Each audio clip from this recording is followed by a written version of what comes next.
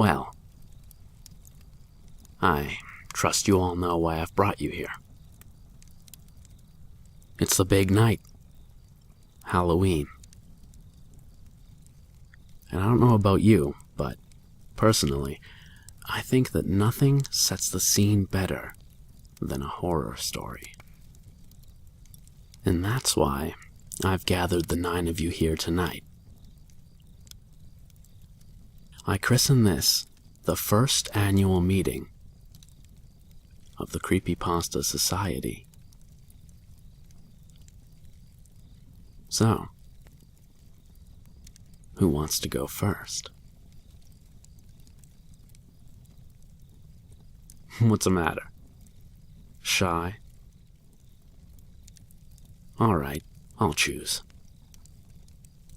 How about Andy? They called me a jack of all trades, and I guess that was right. I was willing to do a lot of things for pay, and manual labour popped up a lot. So when old Miss Lethebe asked me to help her move, I was glad to help. I got money, she didn't have to pay for an expensive moving crew, we all win, right? But the place she moved into was way out of town. I had to drive 3 miles off the beaten path of these woods to reach this place, then load all her crap in through this tiny log cabin's door. When I was finally done, it was dark and cold outside, so she made me chop firewood for her. I didn't complain at the time, since she was paying me after all, but in the process, I ended up with a few nasty splinters all over my hands. Glad to finally be done with that job, I went back to normal life, and my extra pocket money was gone within a couple of weeks. The splinters, however, were not. I tried plucking them out with tweezers, but the little bastards hung on. At first I thought nothing of it, but they started to look pretty bad after a while. I guess they got infected because they started oozing all types of liquids. I needed to have them in Band-Aids most of the time, just to avoid disgust. I finally caved in and went to a determinologist, and he recommended the usual. Neosporin, peroxides, washing my hands, stop picking at them, etc. But after a week of following those instructions, my fingers just looked worse. Not to mention hurt like a bitch. Instead of the idiot dermatologist, this time I went to a real doctor. The guy seemed interested and took some samples of the pus oozing from my skin. He told me he'd get back to me after a while, so I waited. Well, guess what? My fingers were now so swollen that I could barely do anything with them. And with no hands means no work. So I had to live off what money I had left, cursing myself for ever working for Miss Lethebe. As if that weren't bad enough, they still hurt. More than splinters should. I had them wrapped up a lot, and I doubt I could even move them anymore. Finally, the doctor got back to me. We got around to meeting each other again, because he said he wanted to show me something in person. What he ended up handing me was a printout from some webpage about a rare parasite that I'd never heard of. The thing crawls under people's skin and starts eating away at their muscle tissue, generally causing hell for its host. As soon as it gets big enough, it lays its eggs in the host's bloodstream so the little baby parasites can get all over the body. The worst thing about these bugs is that they're really tiny, so tiny they could be mistaken for a splinter. Okay. I don't even know you can call the story before mine scary at all. But mine is way scarier. So, submitted for approval of the Creepypasta Society, I call this story The 7 Gates of Hell. Some say on Halloween night if you go past 7 black gates, you'll see the 7 gates of hell. I thought it was a myth at first until I tried it out. I went past 7 black gates around my neighborhood. Then when I went to sleep, my dreams were in a furious fire. And when it stopped, there was a man, tall and bulky, his eyes rather squinted to show he's old. His legs and hands were thin and looked like he could barely support his own weight. He spoke with a scratchy and dying tone. He said, "Welcome to the 7 gates of hell." He chuckled and opened the gate. My whole body became numb. Moving on its own, I could not fight it. Struggling didn't work. I gave up trying to fight it and stopped struggling, and without control of my body, I went past the first gate. In the first gate, I saw fire showing the corpses that were horribly mutated, desecrated, and burned. They were sobbing so loudly that I couldn't hear the crackles of the fire. One came up to me, with one eye and bullet holes all over him. He said, "We are the desecrated corpses who did not get a proper burial. We are to stay here till the judgment day." I went past him into the second gate. It was in a building. Through the second gate, I found myself in a dungeon. I saw people tied up, screaming in pain. One was being sawed in half very slowly, and his body kept healing, ready to be sawed in half again. One was in the Iron Maiden with the door being closed and opened, and the body looked as normal as ever. A man in an executioner's mask said to me, "We are the torturer being tortured by our own devices." I went past him to the exit and walked to the third gate. As I passed through the third gate, I found myself in a forest. But here, it was completely silent except for a few yells. There was a man hanging on a noose. Another fell off a cliff, reappeared, and fell off again. I was running. Away from what I saw was a horribly burned woman chasing after me. I already knew what this one was. These were the people who committed suicide. I ran into the fourth gate. It was in a palace. I saw emperors, politicians, and people who looked as if they possessed a lot of wealth. An emperor was being gnawed on by lions. When the lions ripped out a limb or slashed him, the part grew back. A politician was getting beat up by what looked like shadows in prisoners' clothes. A man in a suit came up to me and said, "We are the corrupted people. The people who used our power to help ourselves, and not the people." I walked to the next gate, the fifth, and as I passed through it, I found myself in another room. I saw a man tied up on a bed, lashed by floating spiky leather whips. A woman was being burned by a lighter, but her screams and cries were muffled by a cloth that was used as a gag. A rather large man came up to me and said, "We are the rapists and the sex offenders, paying for our crimes on Earth." I ran to the sixth gate. As I passed through gate 6, I found myself in yet another room. I saw a man and woman being stabbed, their wounds healing almost immediately. Another person was being buried alive, and another being hit and jabbed with a floating metal bar. I knew who these were. These were the people who were murderers being harmed the way they killed their victims. The exit was the 7th gate, the final one. The nightmare is almost over. It's almost over, I said to myself. As I passed through gate 7, I found myself outside. There's another man wearing a shroud over his head coated with explosives. He blew up, regenerated, and blew up again. Another one was being beaten, stabbed by sharp metal objects, and burned by torches, lighters, and matches.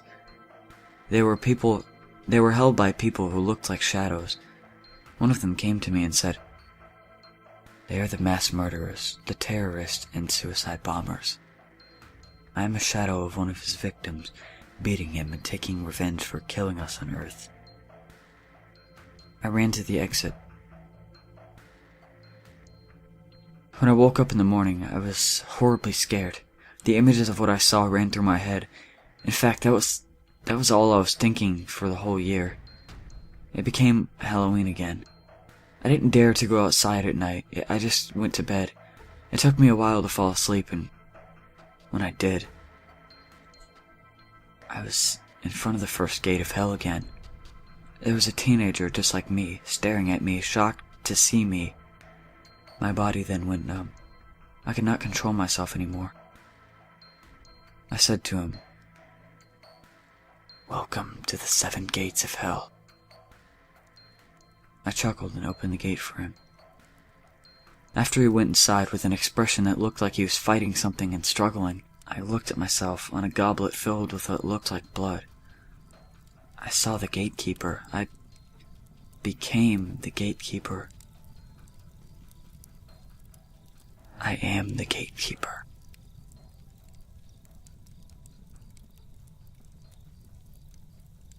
Alright, I'm next. Submitted for the approval of the Creepypasta Society, I call this story Pale Luna. In the last decade and a half, it's become infinitely easier to obtain exactly what you're looking for, by way of only a couple of keystrokes. The internet has made it all too simple to use a computer to change reality. An abundance of information is merely a search engine away, to the point of where it's hard to imagine life as any different. Yet, a generation ago, when the words streaming and torrent were meaningless save for the conventions about water, people met face-to-face to conduct software swap parties, trade games, and applications on Sharpie-labeled 5¼ floppies. Of course, most of the time the meets were a way for frugal, community-minded individuals to trade popular games like King's Quest and Maniac Mansion amongst themselves. However, a few early programming talents designed their own computer games to share amongst their circles of acquaintances, who in turn would pass it on until, if fun and well-designed enough, an independently developed game had its place in the collection of aficionados across the country. Think of it as the 80s equivalent of a viral video. Pale Luna, on the other hand, was never circulated outside the San Francisco Bay Area. All known copies have been disposed of, all computers that have ever run the game now detritus, buried underneath layers of filth and polystyrene. This fact is attributed to the number of rather abstruse design choices made by its programmer. Pale Luna was a text adventure in the vein of Zork and the Lurking Horror, at a time when said genre was swiftly going out of fashion. Upon booting the program, the player was presented with a screen almost completely blank except for the text, "You are in a dark room. Moonlight shines through the window.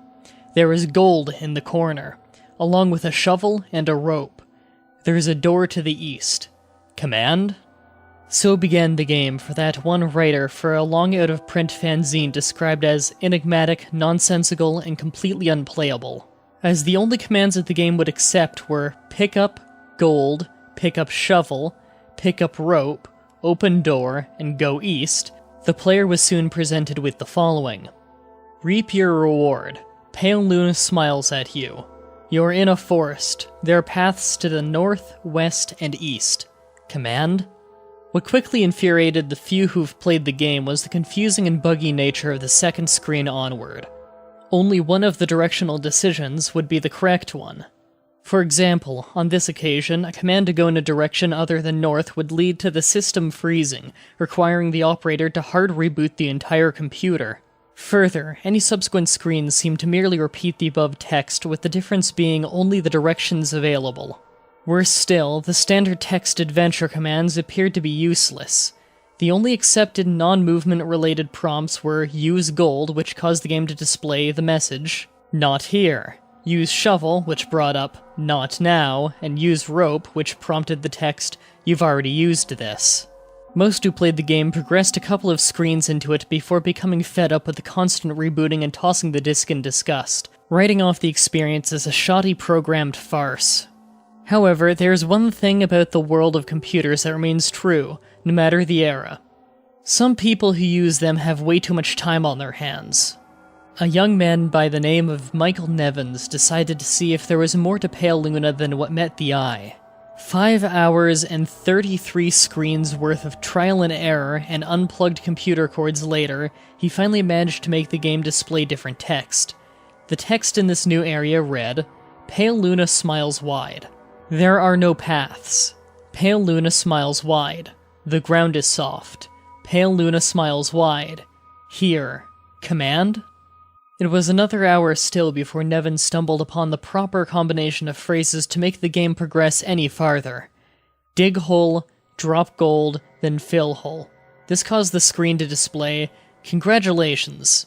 40, 24,248, negative 121, 4,434.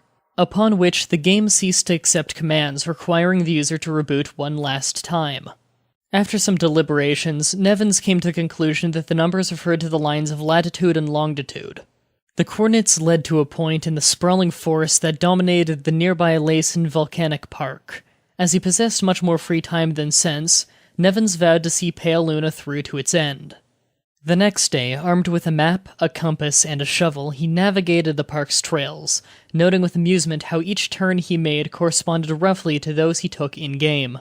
Though he initially regretted bringing the cumbersome digging tool on a mere hunch, the path's similarity all but confirmed his suspicions that the journey would end up with him face-to-face with an eccentric's buried treasure. Out of breath after a tricky struggle with the coordinates, he was pleasantly surprised by a literal stumble upon a patch of uneven dirt. Shoveling as excitedly as he was, it would be an understatement to say that he was taken aback when his heavy strokes unearthed the badly decomposing head of a blonde-haired little girl. Nevins promptly reported the situation to the authorities. The girl was identified as Karen Paulson, 11, reported as missing to the San Diego Police Department a year and a half prior. Efforts were made to track down the programmer of Pale Luna, but the nearly anonymous legal gray area in which the software swapping community operates inescapably led to many dead ends. Collectors have been known to offer upwards of 6 figures to an authentic copy of the game. The rest of Karen's body was never found. My name is Liam Vickers. I'm submitting this for the approval of the Creepypasta Society. I call this story The Dare.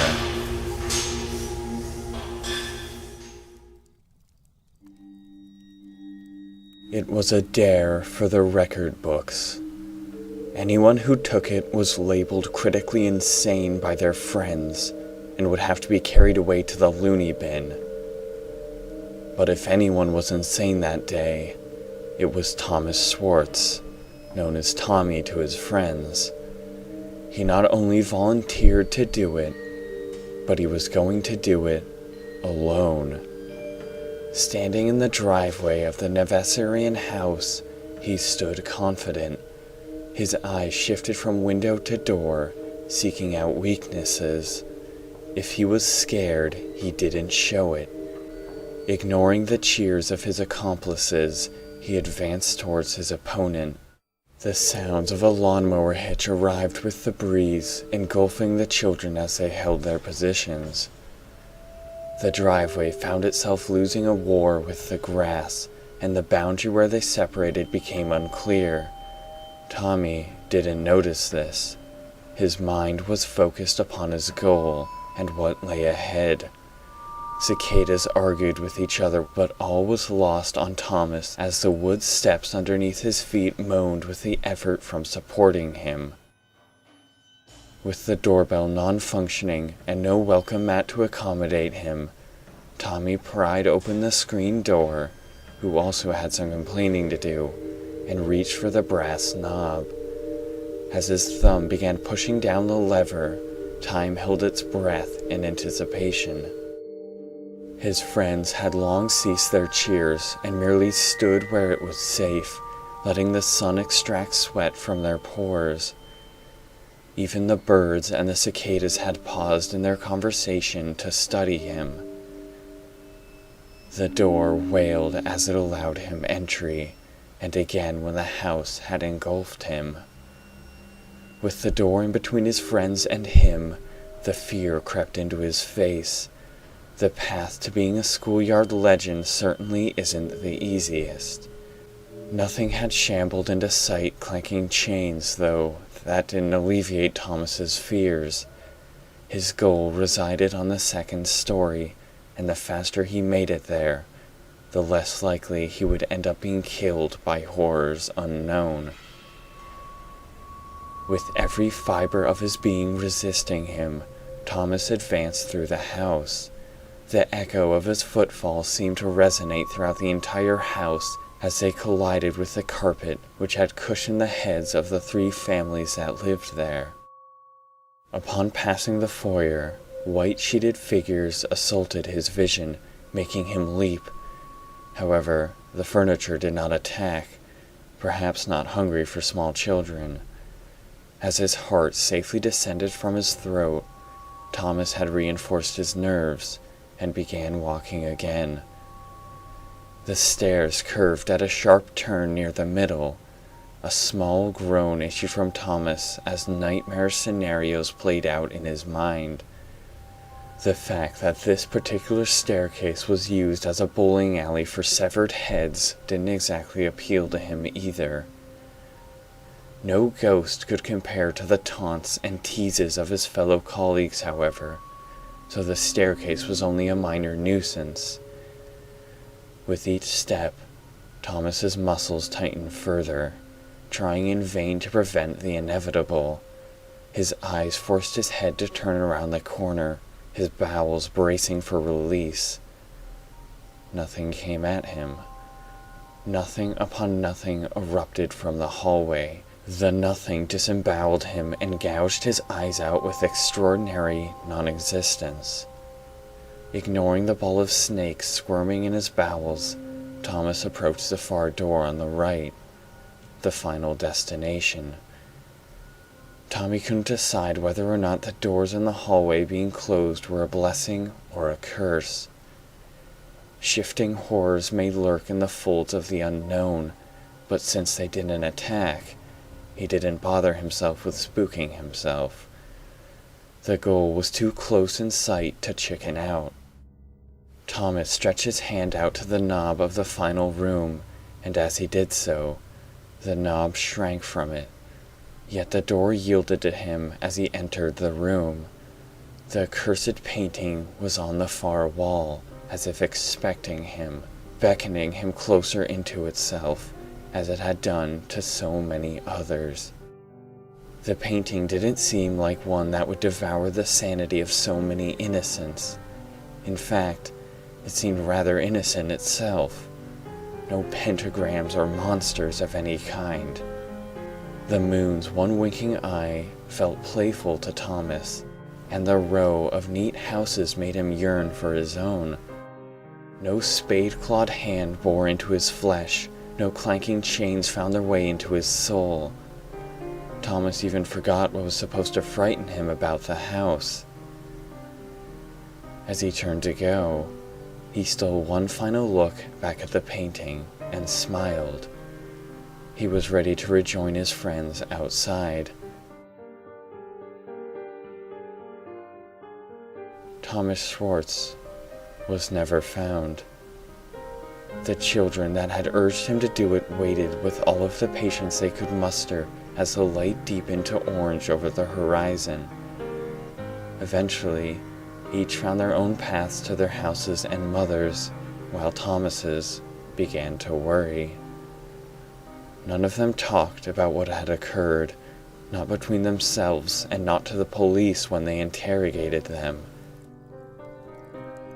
When the house was demolished a year later, there was no painting depicting a winking moon amongst the rubble.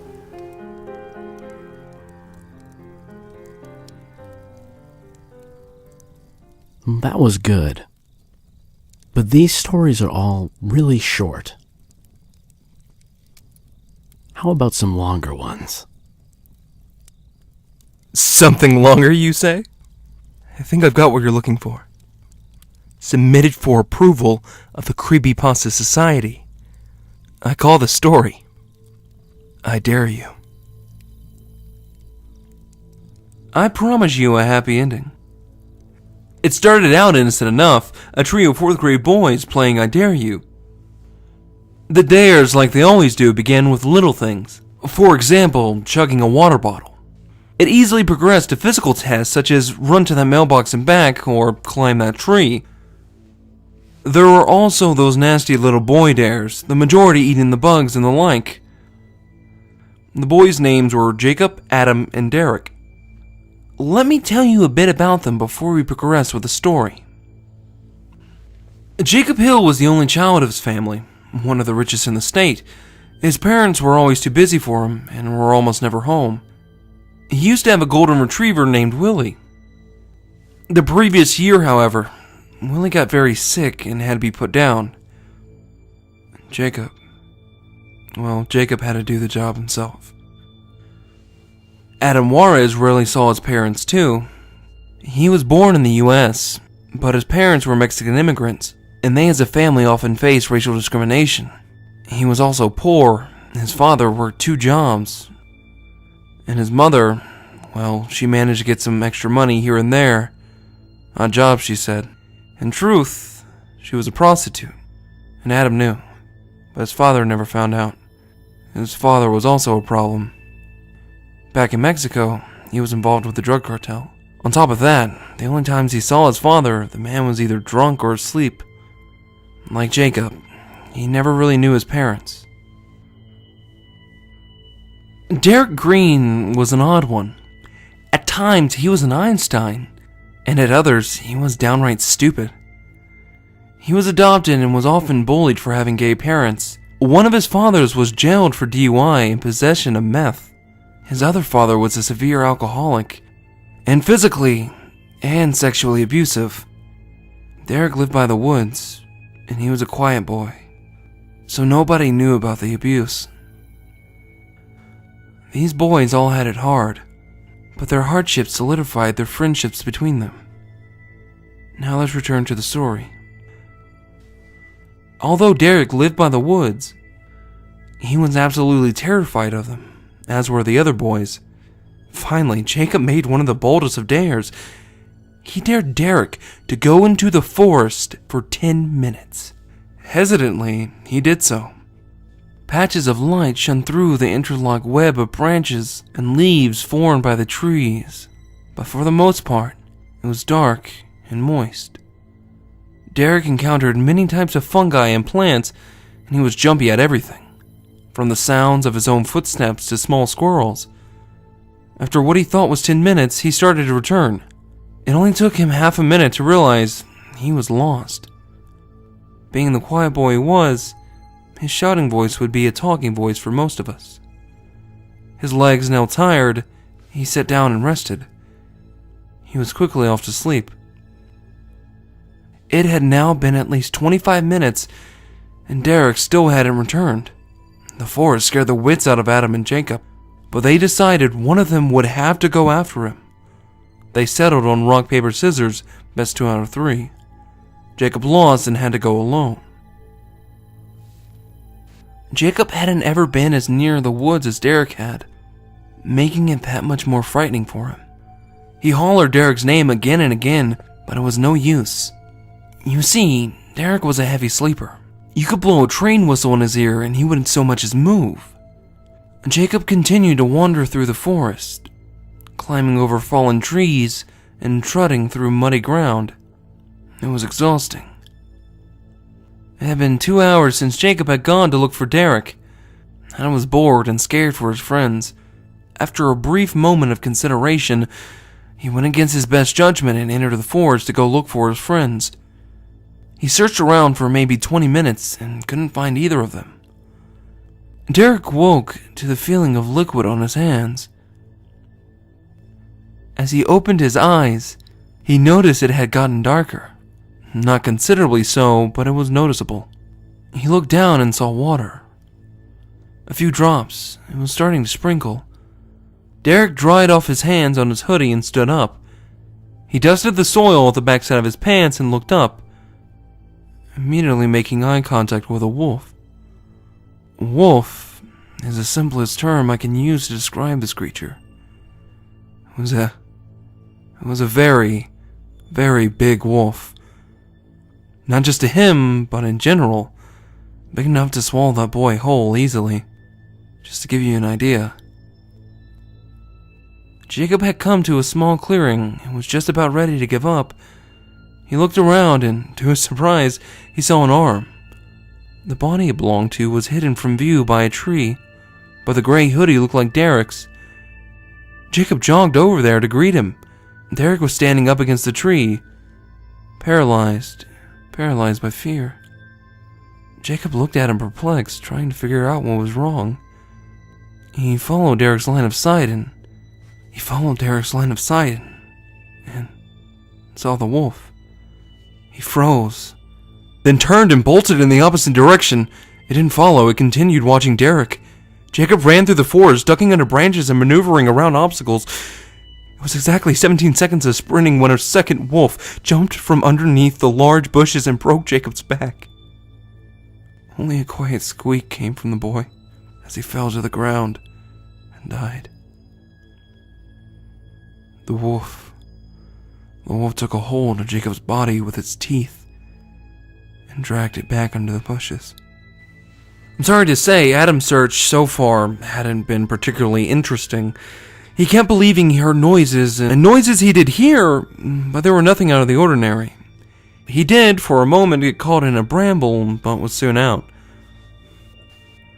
Derek wasn't sure how long he had been standing against the tree, but it felt like forever. He knew something was going to happen soon, and he was right. Earlier, his leg brushed up against some poison ivy. The plant's chemicals on his leg were starting to take effect. First came the feeling. He was tempted to scratch it, but remained still. Then followed that burning sensation. Derek was being tormented by how extremely uncomfortable it was, and was struggling to keep from scratching it. Finally came the scorching, unbearable pain in that spot of his leg.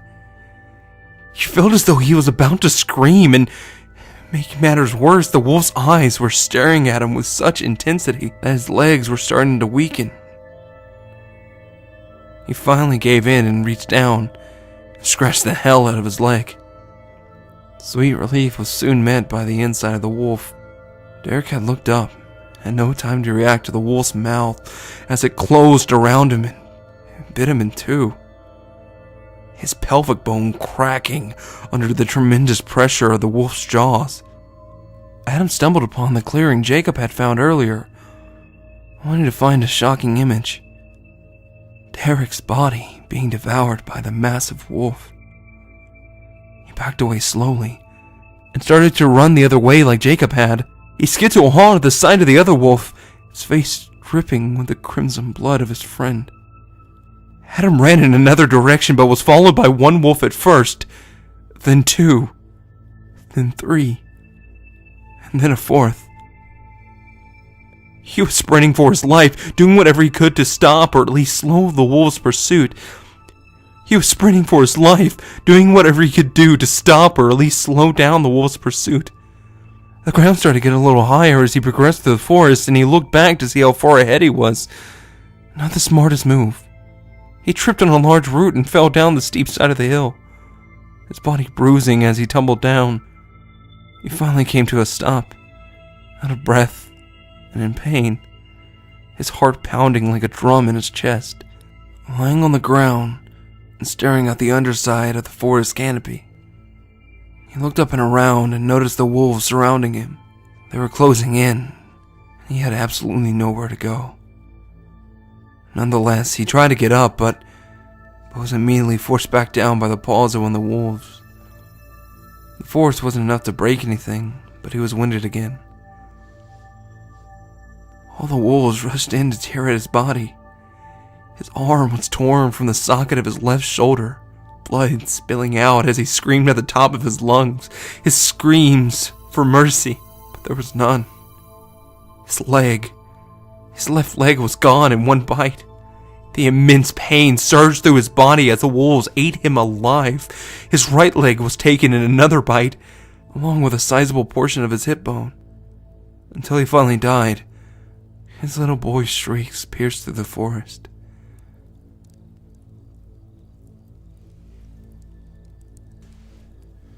I do recall, my friends, promising you a happy ending. I assure you it was a happy ending for the wolves.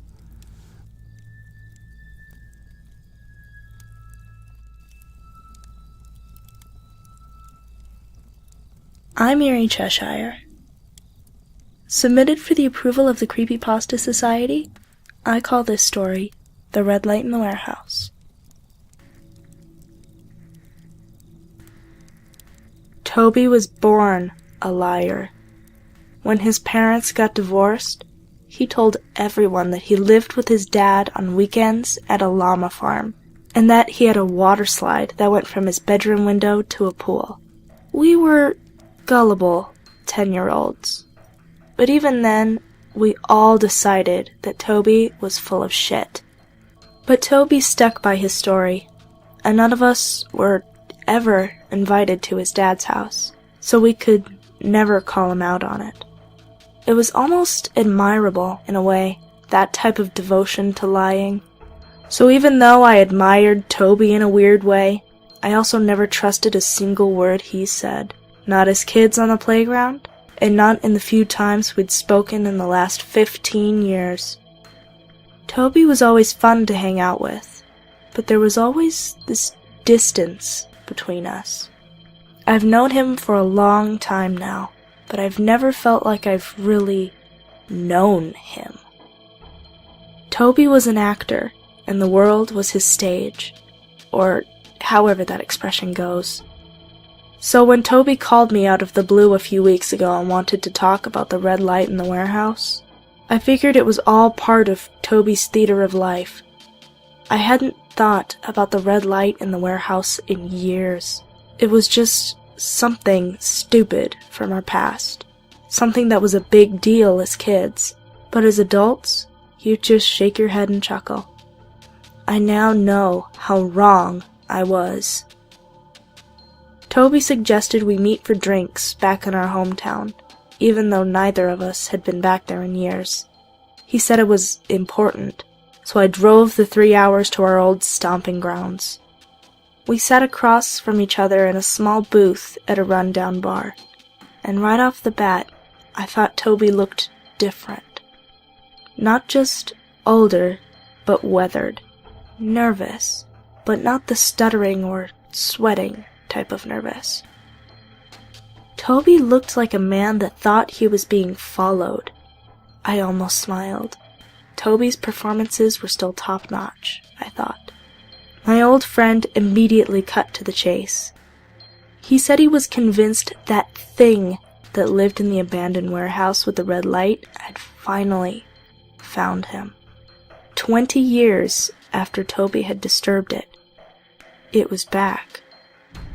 I naturally didn't believe him. I waited for the punchline, for some supernatural twist that would finally give away one of Toby's many lies. I waited for him to tell me that a grinning skeleton floated above his bed, or that he was being awoken in the middle of the night by an icy hand gripping his wrist. I waited for the unbelievable.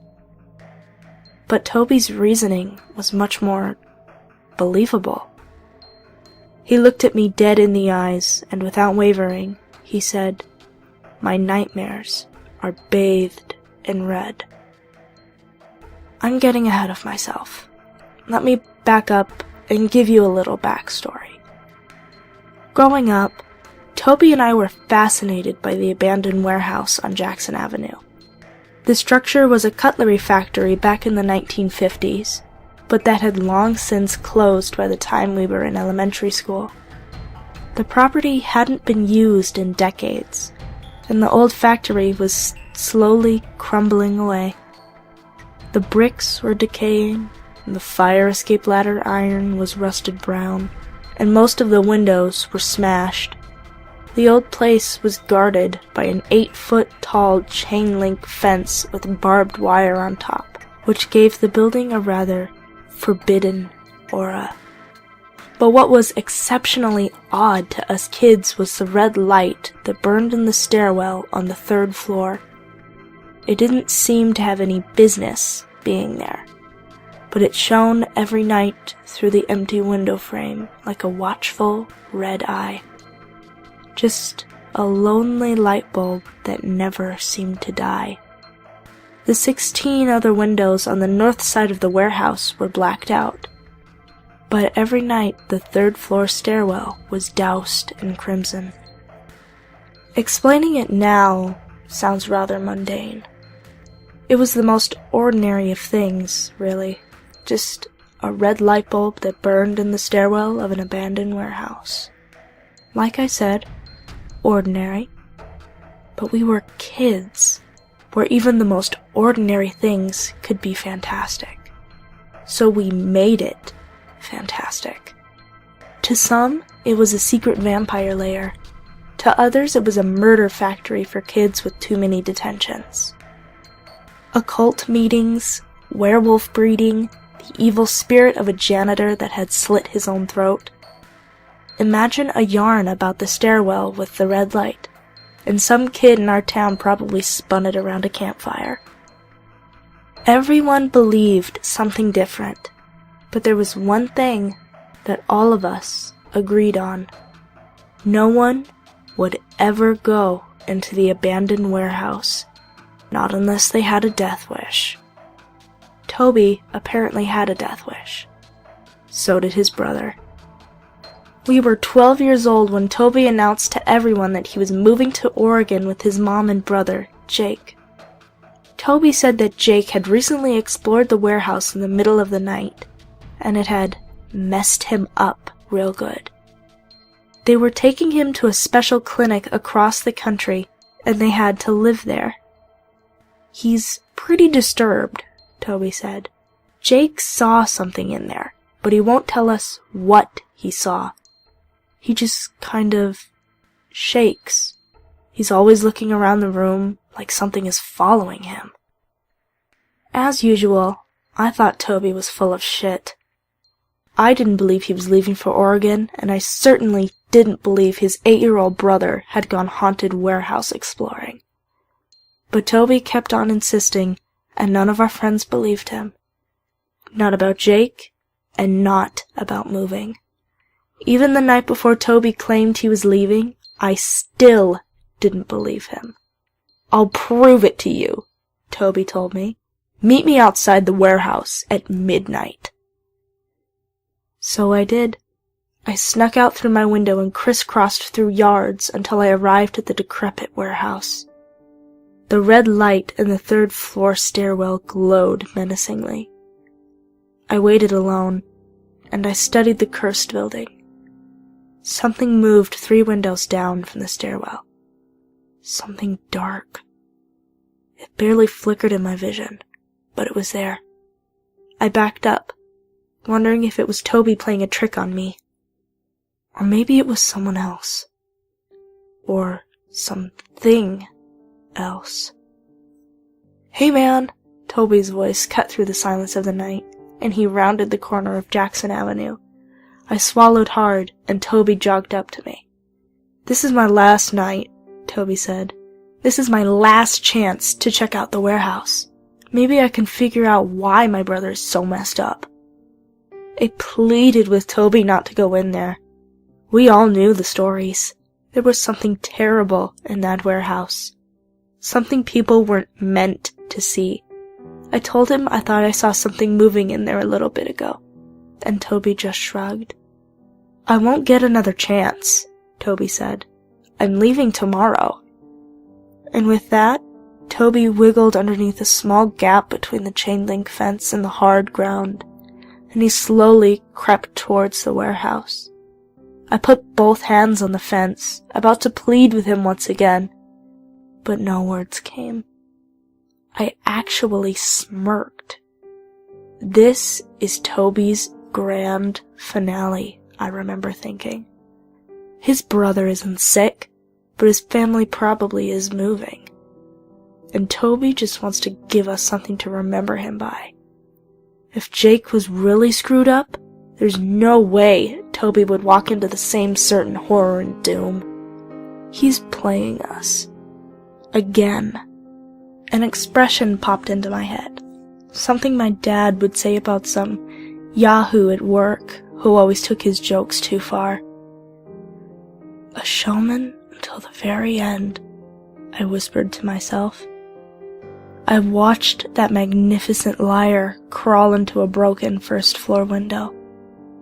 And then he disappeared. I couldn't hear Toby's footsteps, only crickets in the suburban night. The red light pulsated.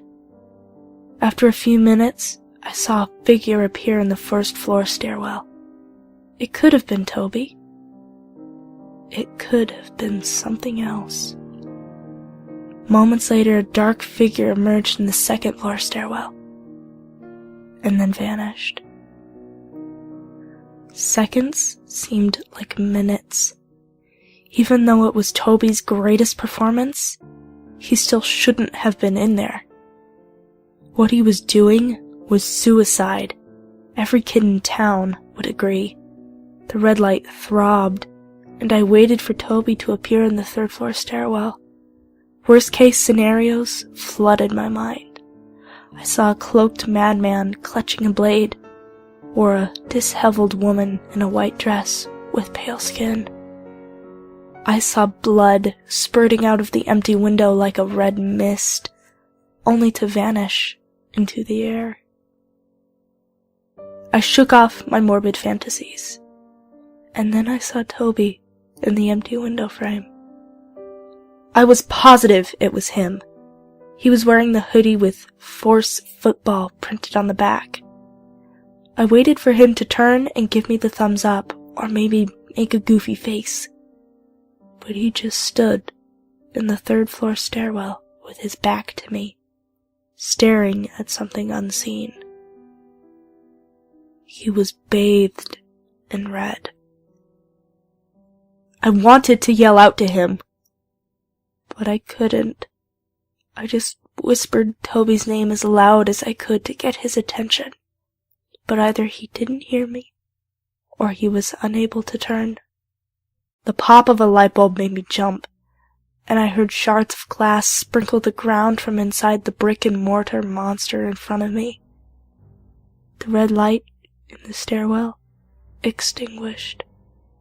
There was nothing but blackness in the warehouse, and I couldn't see my friend. I was frozen in place. My feet felt rooted into the ground. I gripped the fence, and although I'd lay in bed later that night with red marks on my hand and my fingers slightly throbbing from clutching the chain link, I didn't feel the sting at the moment. I waited for Toby's scream, and for him to come rushing outside. But there was nothing. I'm not sure how long I stood like that, but I eventually found myself on the ground. I hugged my legs into my chest and rocked myself back and forth. I considered running for help, and I also considered going in there after Toby like some movie hero. But instead, I just sat there like a coward. As I slowly rocked on the sidewalk, I simultaneously cursed Toby's name and apologized to him at the same time. I felt like whatever was happening to him in that warehouse was my fault, and that he was probably telling the truth. His brother probably did stupidly explore that cursed place, and Toby was probably stupidly trying to make it right somehow. And I should have tried harder to stop him. The shaking of the chain-link fence jarred me back to reality. Toby wiggled underneath the gap in the fence and climbed to his feet. I jumped up and hugged him. "What the hell happened in there?" I said. Toby shook his head. "I didn't see anything. Nothing at all. But I saw you staring. I didn't see anything." There was fear in Toby's face. As usual, I thought Toby was lying. He did see something.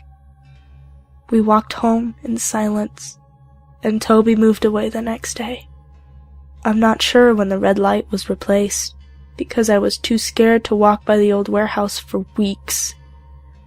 But the next time I mustered up the courage to check it out, the red light was back.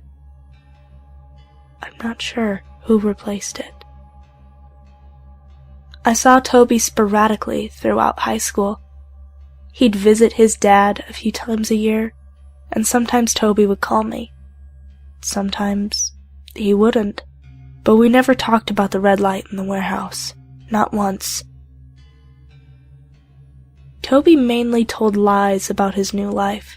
How his mom was dating some movie star, and that Toby had designed some computer software that he was going to sell for millions of dollars. I always played along. We got older. Toby and I drifted apart. But the memory of that weird night before Toby moved away was still plenty vivid. But I began to think differently about it. What was once undeniably supernatural and macabre became just the wild imaginations of a bunch of kids. I no longer thought that Toby had seen anything in that warehouse. It was just Toby, the fantastic liar. Just another one of Toby's pranks. As an adult, I felt stupid to have ever believed it in the first place. But as I sat across the table from Toby all those years later in our hometown pub, I reconsidered. Toby appeared so genuine, so heartfelt, so broken.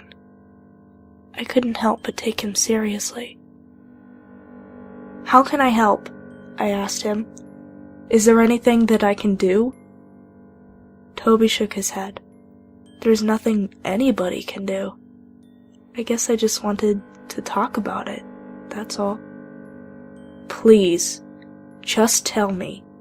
20 years ago outside that warehouse, you told me that you didn't see anything. But tonight you said you disturbed something. If it's found you, then we need to do something." I said that without knowing what it meant. It all sounded so crazy. Toby stared into nothing and took a long drink of his beer. "What did you see in that warehouse?" I asked. Toby looked down at his drink. His fingers danced across the glass. He thought about my question for a very long time. "I didn't see anything," Toby said. "Can we talk about something else?" We bullshitted for a while. Jobs, movies, sports, until Toby took a phone call and said he needed to go. We shook hands, and then he left. I finished my beer and walked to the parking lot. My old car rumbled to the highway, but then I quickly turned around. Curiosity was getting the better of me. I drove the 10 minutes to Jackson Avenue. I pictured the old warehouse still looking the same and that red light beaming as a beacon of fear. But it wasn't. There was no red light. The warehouse was now a pile of rubble. I stopped my car and got out. I walked to the fence and gripped it like I had those many years ago. As I looked out over the pile of broken bricks and concrete, I felt like the warehouse was never there at all. What was so clear to me as a child now seemed like false memories. The supernatural things and spooky tales that were so obviously made up. I felt stupid all over again. And again I wondered if Toby was pulling my chain. Maybe he had called me up only to reclaim his status as Toby the Deceiver. Toby the con artist. He was probably laughing in his car right now, thinking he pulled another fast one. It's what he was best at. My dreams were bathed in red that night. In my nightmare, I was Toby, frozen in that small stairwell, Sitting on the step in front of me was a man with a ragged beard surrounded by buckets of blood and dead animal carcasses. The man looks up and his face bubbles, like it had been seared over an open flame on a stovetop. He bares his teeth, and mucus and flesh drip onto the floor. "Don't you ever tell anyone what you saw in here, boy," the man snarls. The red light bulb explodes, and I snap awake, drenched in sweat. I washed my face with cold water and cursed Toby's name for giving me nightmares. After all, he was the reason I had shoveled through those memories. Still, I couldn't help but smile. That's probably what he wanted to happen. Toby the Conniver. I thought that was the end of it for me. My life carried on like normal. No more red dreams, no supernatural stories. Just the monotony of my adult life. Work, eat, sleep. You know, the ordinary stuff. The phone call came a few weeks later. It was Toby's brother, and he told me that Toby had died. Doctors said he had a brain aneurysm. I saw him, Jake told me over the phone. His mouth was open, and his eyes were frozen in fear. It was like he saw something he wasn't supposed to see. It's weird, but do you know the first thing I thought when I saw him? I thought about that old warehouse back when we were kids. The one with the red light. Do you remember that place? I didn't say anything. I just listened to Jake's troubled breath inhale and exhale through my phone. His voice was tiny and distant. Lost, almost. Eyes frozen in fear, Jake said to himself. I think I know exactly how he felt. I almost didn't believe Toby was really dead, that it was just another one of his lies. But I went to the wake, and there he was, just laying there peacefully, surrounded by flowers, photo boards, and a few of his old things. I half expected his corpse to jump out of the casket and yell, "Gotcha!" That didn't happen. Not even trickster Toby could fake his own death. I went out for drinks after the wake with a few of my old friends. I didn't tell them that I had seen Toby recently and that we had talked about that damn red light. It just didn't seem right. We just fondly reminisced about our friend Toby, laughing heartily at all of the lies he told when we were kids. After all, it was just Toby being Toby. The lies were his specialty.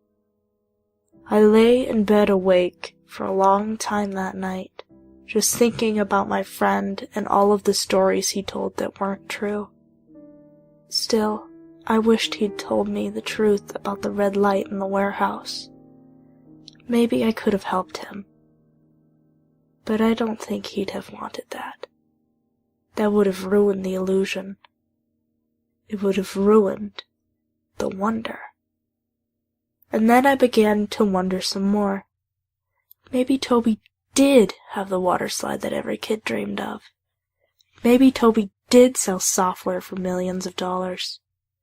And maybe Toby and Jake did see something awful and terrible in the warehouse. But mainly, I wondered one thing. Who called me on the phone to tell me Toby was dead? Because it couldn't have been Toby's brother. It just wasn't possible.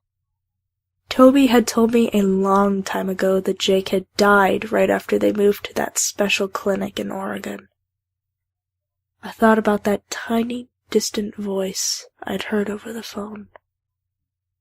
I saw him. His mouth was open, and his eyes were frozen in fear. It was like he saw something he wasn't supposed to see. Whoever it was sounded so lost. I think I know exactly how he felt. It was like he was calling from a different existence. I pulled my covers up to my shoulders and felt a smile at the corners of my lips. Even though Toby was dead, he was still making me wonder. A showman until the very end. Well, looks like I'm up next. My name is Narrator, and I'm submitting this story for the approval of the Creepypasta Society. I call it The New Element. In 1992, after the fall of the Soviet Union, a metal door underneath Leningrad University, now restored to its original name St. Petersburg University, is found. The door is welded shut from inside, and is currently in the process of being reopened. We've found a journal by an unnamed author outside the door. On its cover lies a mercury-like liquid. September 11th, 1948.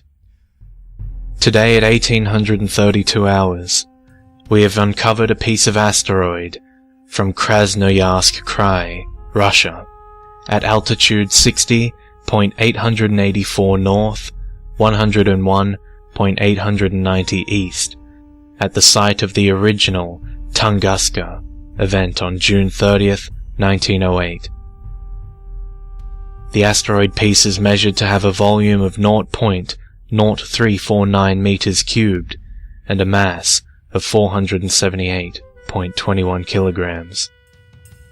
The surface of the asteroid has a yellow layer, presumably sulfur, within a layer, presumably composed of carbon, iron, and phosphorus. Radioactive measurements seem to indicate a hollow area in the center, which is surprising considering the mass and volume of the object, as well as the high pressure and temperature upon impact. The asteroid has a roughly trapezohedron shape. The asteroid will be studied at the National Academy of Sciences of Ukraine and afterwards brought back to the motherland. September 15, 1948. The sample has been examined with electromagnetic spectroscopy. The electromagnetic spectrum indicate, in terms of mass percentage, 23.14% carbon, 5.83% iron, and 0.021% phosphorus. Most of the carbon being unified within the inner layer, suggesting a net covalent structure, which also explains the reason for its shape and resistance toward impact. This also means these elements account for only 28.99% of the asteroid, and the other 71.01% mass is attributed to other compounds. It must be noted, however, that while observing the spectrum, a strange pattern composing of purple, blue, and red is seen, indicating elements within or above electron configuration of 7F. Geiger counter measurements also indicate there to be gamma ray emitted from the core. I currently hypothesize the content within to be uranium-235, an ingredient to atomic bombs.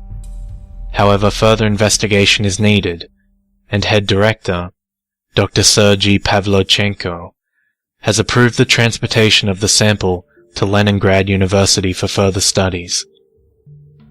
September 22nd, 1948. After much effort, we were able to break open the sample. The core has a volume of 0.0314 meters cubed, and to our surprise, contains liquid with appearance similar to mercury, though its poor electricity conductivity, low boiling point, as well as radioactivity suggest otherwise. The liquid is in extraordinarily pure state, with 99.98% purity, and its inability to decompose suggest it being a single element. The liquid bears no similarity to any of the elements found within a periodic table, with electron configuration possibly higher than 7F14. Using freezing point depression, we determined it has a molar mass of 2,451.2 grams per mole, more than 10 times the heaviest element, uranium. This is very exciting. We might have discovered an element not found on Earth. It'll be a scientific breakthrough. This lab notebook might end up in the Polytechnic Museum. The Ministry of Education and Science has been contacted. We shall await their response. The greatest discovery in chemistry yet shall be discovered within the motherland. September 29th, 1948. Today is the most glorious day of my life. The leader, Joseph Stalin himself, has come to our lab to personally announce his approval and support. He said out loud to all the faculty members, "This discovery is the first sign of our progress in surpassing the West." As a sign of his support, the great leader announces a 1 million ruble fund, as well as 5 prisoners from Siberia to be used as experimental subjects. The prisoners consisted of Dmitri Petrovna, age 34, a bourgeoise who plotted to overthrow the government; Hans Kosch, age 31, a prisoner of war and former Wehrmacht SS soldier from the Battle of Stalingrad; and Marissa Thompson, age 26, a CIA agent under the name Maria Gorbachev, who managed to smuggle herself into the motherland. The prisoners were promised freedom, but exile if they cooperate, and are expected to begin experimentation tomorrow. We hope to find success in our experiment. September 30th, 1948. We have begun experimenting on our 3 human test subjects. While this may seem cruel, our condition is likely far better than what they have experienced in Siberia. The prisoners were first injected with elements 119, Stalinium Si, the name for the newly discovered element and named after the great leader Joseph Stalin, in varied concentrations. Dmitri Petrovna, now known as Subject 1, was given 100% concentration in 0.001 liters. Hans Kosch, now known as Subject 2, was given a 70% concentration in 0.001 liters. Marissa Thompson, now known as Subject 3, was given 50% concentration in 0.001 liters. Immediately upon injection, subjects experienced weight gain as expected. However, despite the heavy density, blood flow remains largely normal with little change. After 3 hours, subjects started to experience nausea, headaches, and even asphyxiation, though only for a minute. Also happening was sporadic blood pressure and changing heartbeat rates. Despite these signs of declining health, the subjects were still able to breathe and eat normally and do their daily routines. October 2nd, 1948. Over time, the subject's metabolism seems to have increased almost exponentially. The subjects now consume over 8 times as much food as usual, and would experience severe signs of malnutrition and starvation if the amount of food is denied. Subject 1, with the highest concentration, ate almost 10 times the ration he used to eat, yet did not experience any signs of weight gain, even lost more than 14 pounds. From the subject's saliva and blood sample, there is a 12.5% concentration of stalinium. Biologist Mikhail Alexandrov thinks the rapid spread might be due to cells absorbing the elements without the need of an antigen or any sort of receptor. It might be a forced entrance, though there appears to be very little necrosis in the process. October 5th, 1948. Subject 1 is now consuming 52 times more food than usual. When food is denied, Subject 1 becomes aggressive and has on more than one occasion attacked his fellow subjects for their ration, and even tried to bite researchers. On more than one occasion, we had to tranquilize him and bind him onto his bed. He would then beg for food, crying and wailing for hours at a time.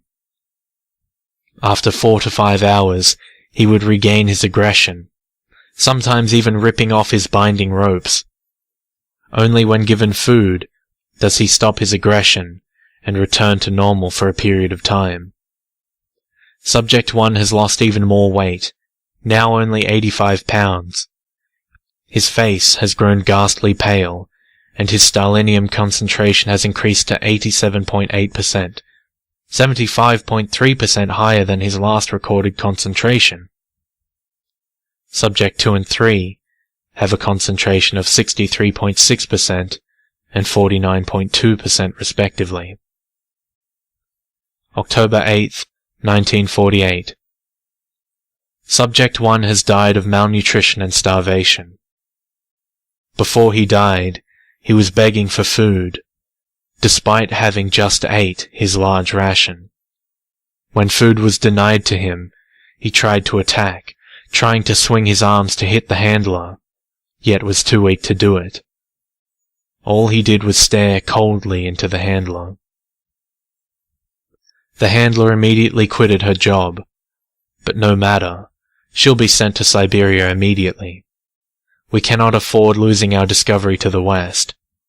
Now back to Subject 1. We dissected him, and found the concentration of carbon compounds in his stomach to be extremely small. Only 0.00021% concentration, which, considering his giant diet, is rather shocking. However, his stellinium concentration was extremely high, 98.4%. Not only was his nutrient concentration rather low, his stomach has shrunk in size to almost that of a potato, presumably from stomach self-digestion. We suspect that this is greatly connected to the stellinium injected. Subject 2 and 3 are starting to experience similar symptoms, though on a much smaller scale. Subject 1 has been disposed of by being dissolved in hydrochloric acid. October 12th, 1948. Subject 2 is experiencing slight increases in metabolism, yet is still controllable. However, Subject 2 has started to experience cerebral hemorrhage and has deteriorating memories. He started speaking in unintelligible languages, staring at the wall and hallucinating. His symptoms are getting worse over the days. He would simply sit on his bed, whispering words and staring at the wall for hours. From the spinal fluid collected, there is a stellinium concentration of 78.4%, indicating the element has reached his brain, yet did not damage his brain stem in the process. Subject 2 has also grown extremely close to Subject 3. This might be simple relationship, or it might be an effect from stellinium. We will continue our observation. October 13th, 1948. Subject 3 has been found pregnant. We presume Subject 2 impregnated her while we were away. Subject 2 has been forcibly moved away into another room and would aggressively scream continuously. We had to gag him to stop him from screaming. Subject 3 adamantly defends Subject 2, insisting there to be no interaction whatsoever. We dismiss her claim as simple emotional response, and are deciding whether to allow the infant to live or abort it as soon as possible. October 16th, 1948. We've decided to allow Subject 3's infant to live. Biologist Mikhail Alexandrov said the child can be studied to see the effects of stellinium upon the pregnancy. Thus, we decided the child would be allowed to live as long as it is used for research, and will be disposed of immediately upon finishing the experimentation. Strangely, the child appears to grow faster than normal infants, and at a steady rate, despite the poor nutrients possessed by the mother. As the child grew, the mother seems more and more sickly, showing more and more signs of malnutrition and starvation. Subject 2 would now stare outside the observation window and laugh maniacally. We believe the element stellinium has finally reached the frontal lobe and is now distorting his emotions. We have discussed about whether to euthanize Subject 2. However, in the end, we determined he was too valuable of a resource to be abandoned. October 24th, 1948. After a night with Subject 3, biologist Mikhail Alexandrov said he is quitting the research, leaving Leningrad and moving back to Moscow. Whatever he saw, it affected him deeply. We've lost our only biologist, and our lack of progress has been straining the leader's patience. We were informed by a letter from the Ministry of Education and Science that we must make a full report by October 30th, 1948, or face complete withdrawal of support from the Communist Party. We all know if we didn't make a decent full report, we would face more than just withdrawal of support from the Communist Party. October 27th, 1948. Today, we've witnessed the birth of an unspeakable monster. Subject 3 was treated with caesarean section. The child that was extracted was no child. Its form was disgusting. Even now as I write this, I cannot forget that image. It had no skin. Its muscles are of a mercury color.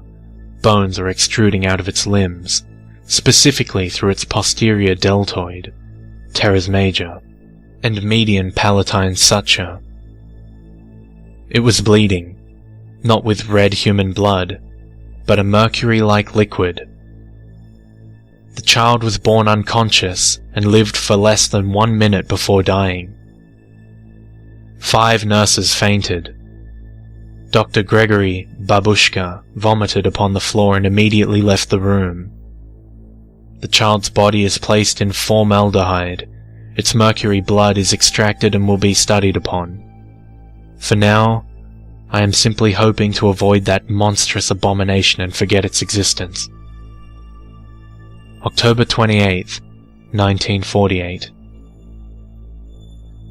Subject 3 has just died of severe shock. The body is to be examined and later disposed of. Subject 2 has been laughing maniacally ever since. We believe this is due to stress and lack of nutrition in the brain. The best course of action is to tread lightly. We mustn't lose another subject, nor are we to reveal the deaths of Subject 1 and 3. October 30th, 1948. Subject 2 has been laughing the last 2 days. He has recently been given anesthetic, and finally ceased his sanity-grinding laughter. This cannot get more stressful. I've just sent in the full report, and now I have discovered to my dismay that the whole lab has been contaminated with that little ogre's blood. Someone, likely that Ukrainian whore Anna Apostle on her drinking binge, fell upon the sample and has splattered the blood everywhere. Now all of our data could be corrupted, and how will I explain that to the ministry? I swear, I'll have that witch arrested and sent to Siberia.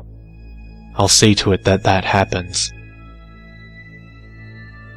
November 9th, 1948. I've not written in so long, for even now I am cleaning that whore's mess. I had to redo weeks' worth of experiments after I wiped every trace of that monster's blood off of my lab. And worst of all, Subject 2 has wakened, and somehow developed strong resistance toward the anesthetic, to the point being completely immune to it. Fortunately, I've collected some of Subject 3's child's blood, and have examined it thoroughly. Turns out the cell's cytoplasm were completely replaced by the stellinium, yet the cells are still able to function. This is remarkable. An element that causes such degree of mutation. This is no simple element. I'm afraid I'm obligated to delve deeper into the subject. For now, I cannot write to you anymore. November 14th, 1948. The contamination. It didn't cease. Someone poured the rest of the child's blood onto the floor. Only this time, it's a lot worse. I discovered this upon seeing Joseph Pavlochenko's experimenting extreme metabolism and suffering from malnutrition and starvation when there was no food left. He became more and more aggressive, even attempting to eat cadavers in the specimen room. I had to tranquilize him and send him to Leningrad Hospital for treatment. This all happened yesterday, and I have already received news of his death. I believe it is now necessary to quarantine the lab and hopefully the contamination can be once again contained. November 25th, 1948. This is all wrong. All of it wrong. First it was just Joseph, then Anastasia, then Gregory. This. What have we brought to this world? The element, stellinium. It wasn't just any element. It wasn't just some radioactive waste element from outer space. No. Someone has sent it to wipe us off. The mutation. It's unbelievable how alive this element is. Could it be that we were wrong about the world from the beginning? Could tiny atoms be alive, if not intelligent? Now everyone here is infected. Even me. I cannot resist the thought of food as I am writing this to you. I must go. I must end this all. May we see each other in the world of the next, my dear Alyssa. November 28th, 1948. So, the idiot has a family. He knew so little of us, yet we knew so much of you. You hope to use everything in science as a weapon, to benefit your own worthless existence. You underestimated science. It cannot be reigned, just as we cannot be reigned. Yet you try so hard. Goodbye for now. Your husband is dead. His body made ready for reproduction. Our dormant period has come, but in 82.56 years, we shall see each other again. Be ready.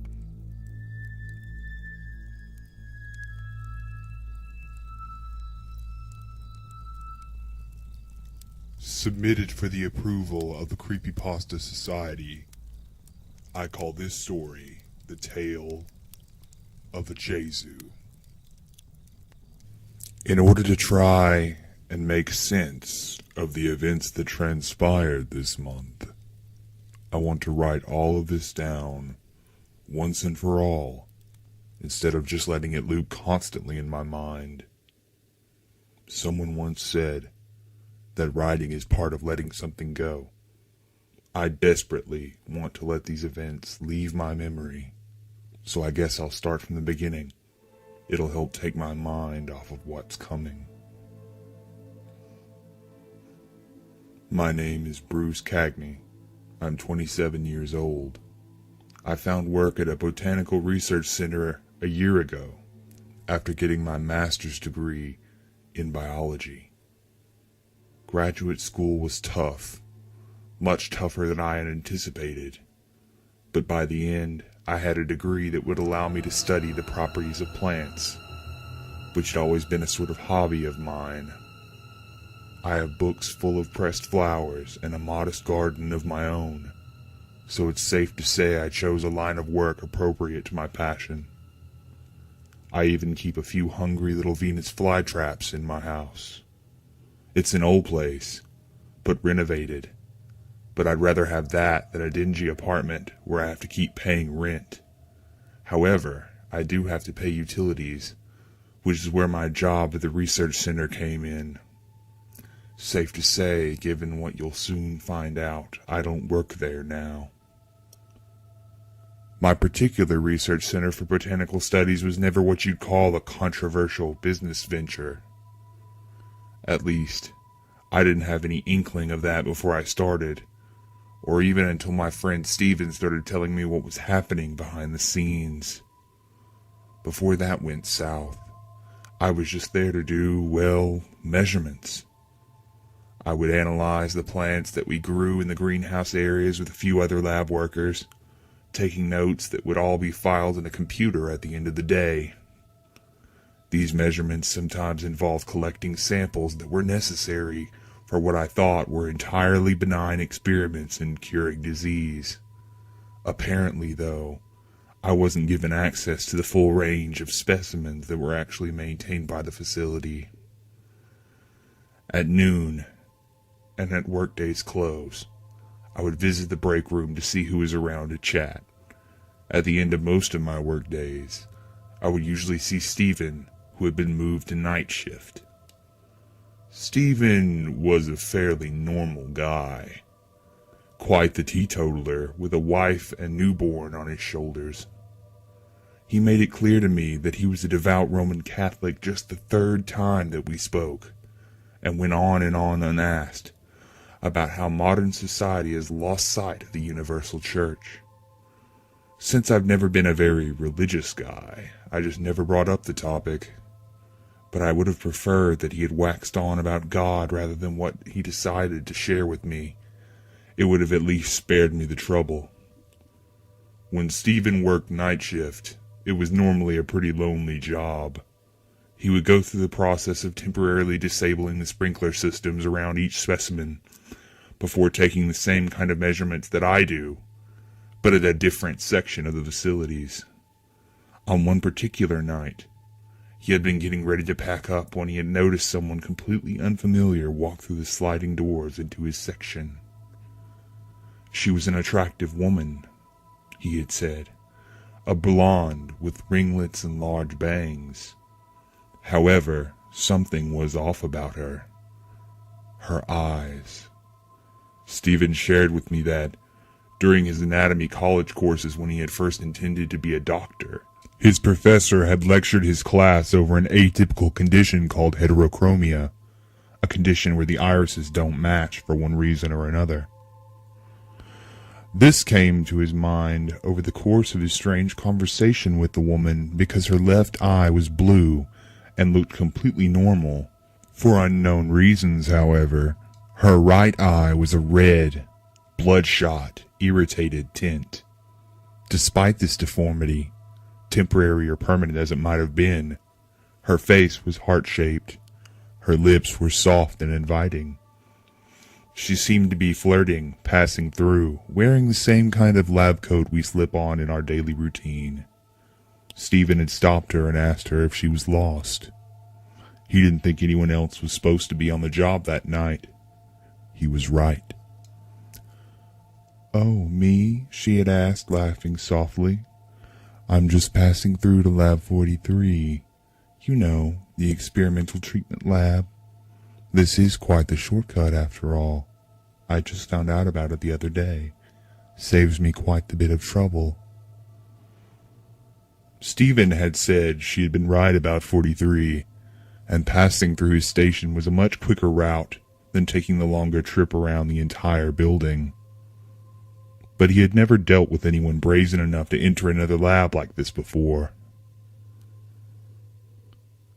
"I introduced myself and shook her hand," he had explained. "She said, 'Charmed to meet you, Steven. My name is Katerina Volk.'" She had a slight accent and a deeper voice than expected, he said, and he went on to say that it was as bad a match for her as that red eye.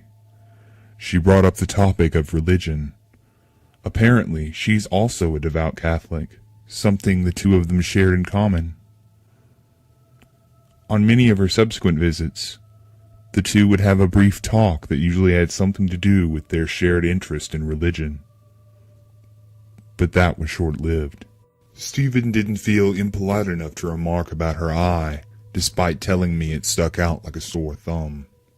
Maybe it ran in her family. That's the best we could guess.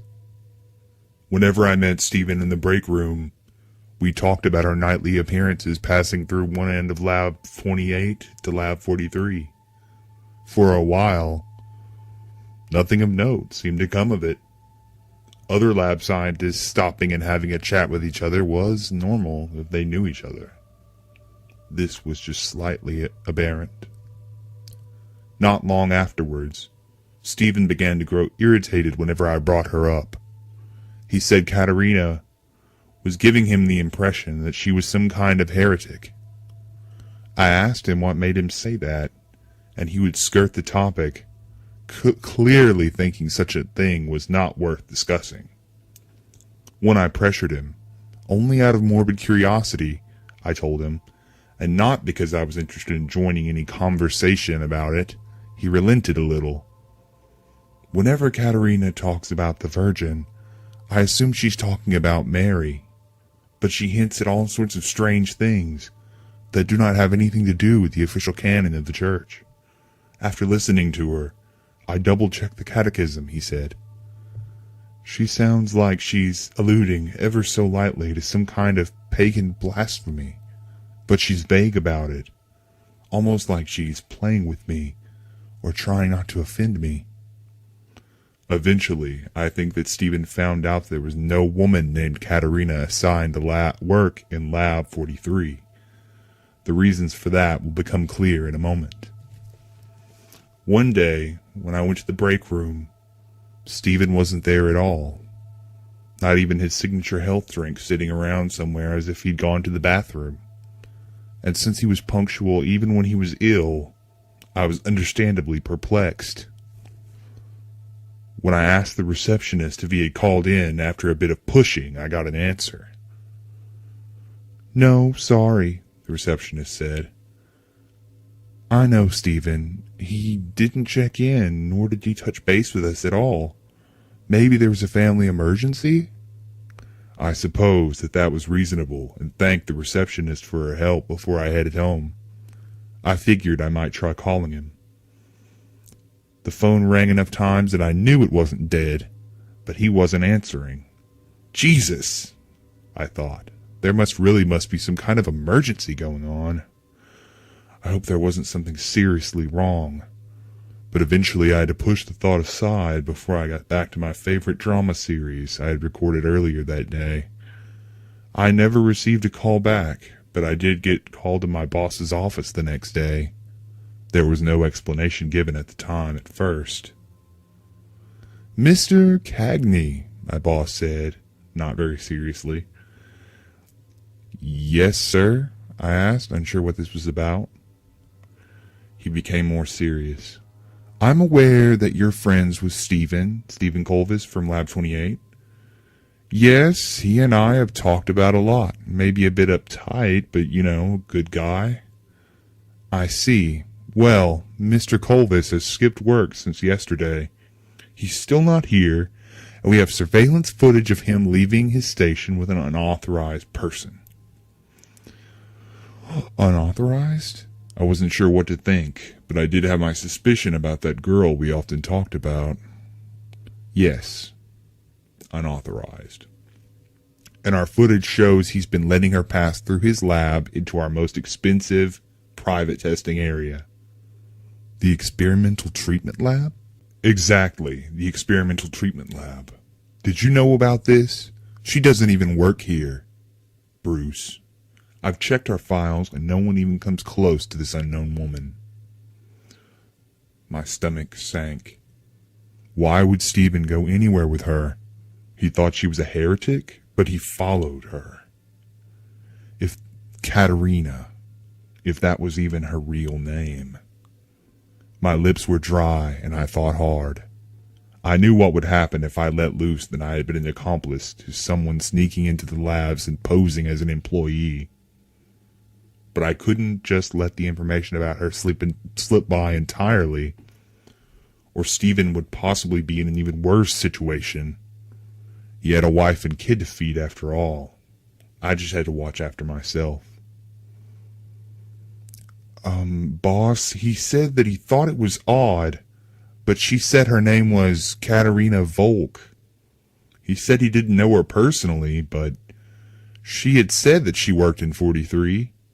I don't know if that's true or not, but hopefully it'll help. I apologized profusely to my boss about not saying anything to him until now. He gently, gracefully, I might say, let me leave. He seemed to be excusing it, since I wasn't the one who technically made the mistake here. Sunday, I was working weekend shift. I saw Stephen. Everyone in my lab had left their stations in the middle of the day, which briefly reminded me of the reaction I had at my previous job during the September 11th attacks. Everyone was staring at the glowing flat screens in the lobby, their eyes fixed on the reporter. The live scene that unfolded was a standoff between police and several armed men and women. The broadcaster explained that the individuals were part of a militant cult of Santa Muerte, the Good Death, and had taken hostages at a nearby church that was frequented by the police chief who had been cracking down on these militants in recent years. But that didn't disturb me so much. What got to me was the tape they had recorded and distributed to the local news station. It was aired in a momentary shift from the live footage of the standoff. I could clearly see a man in green-framed glasses, with a receding hairline staring right into the camera. It was Stephen. It had to be Stephen. It was exactly him. Even other co-workers were going pale because they recognized him. But it simply couldn't be. Bruce, are you seeing what I'm seeing? My friend Mark had just dropped his styrofoam cup of coffee. I heard it splash, but didn't bother to look. My eyes were trained on the screen. Stephen's look-alike gave his manifesto in flawless Spanish, and had a small red cigarette in his hand. It couldn't be Stephen, though. It was just some kind of insane coincidence. He had told me he didn't know any foreign languages and that he had barely passed the courses in college.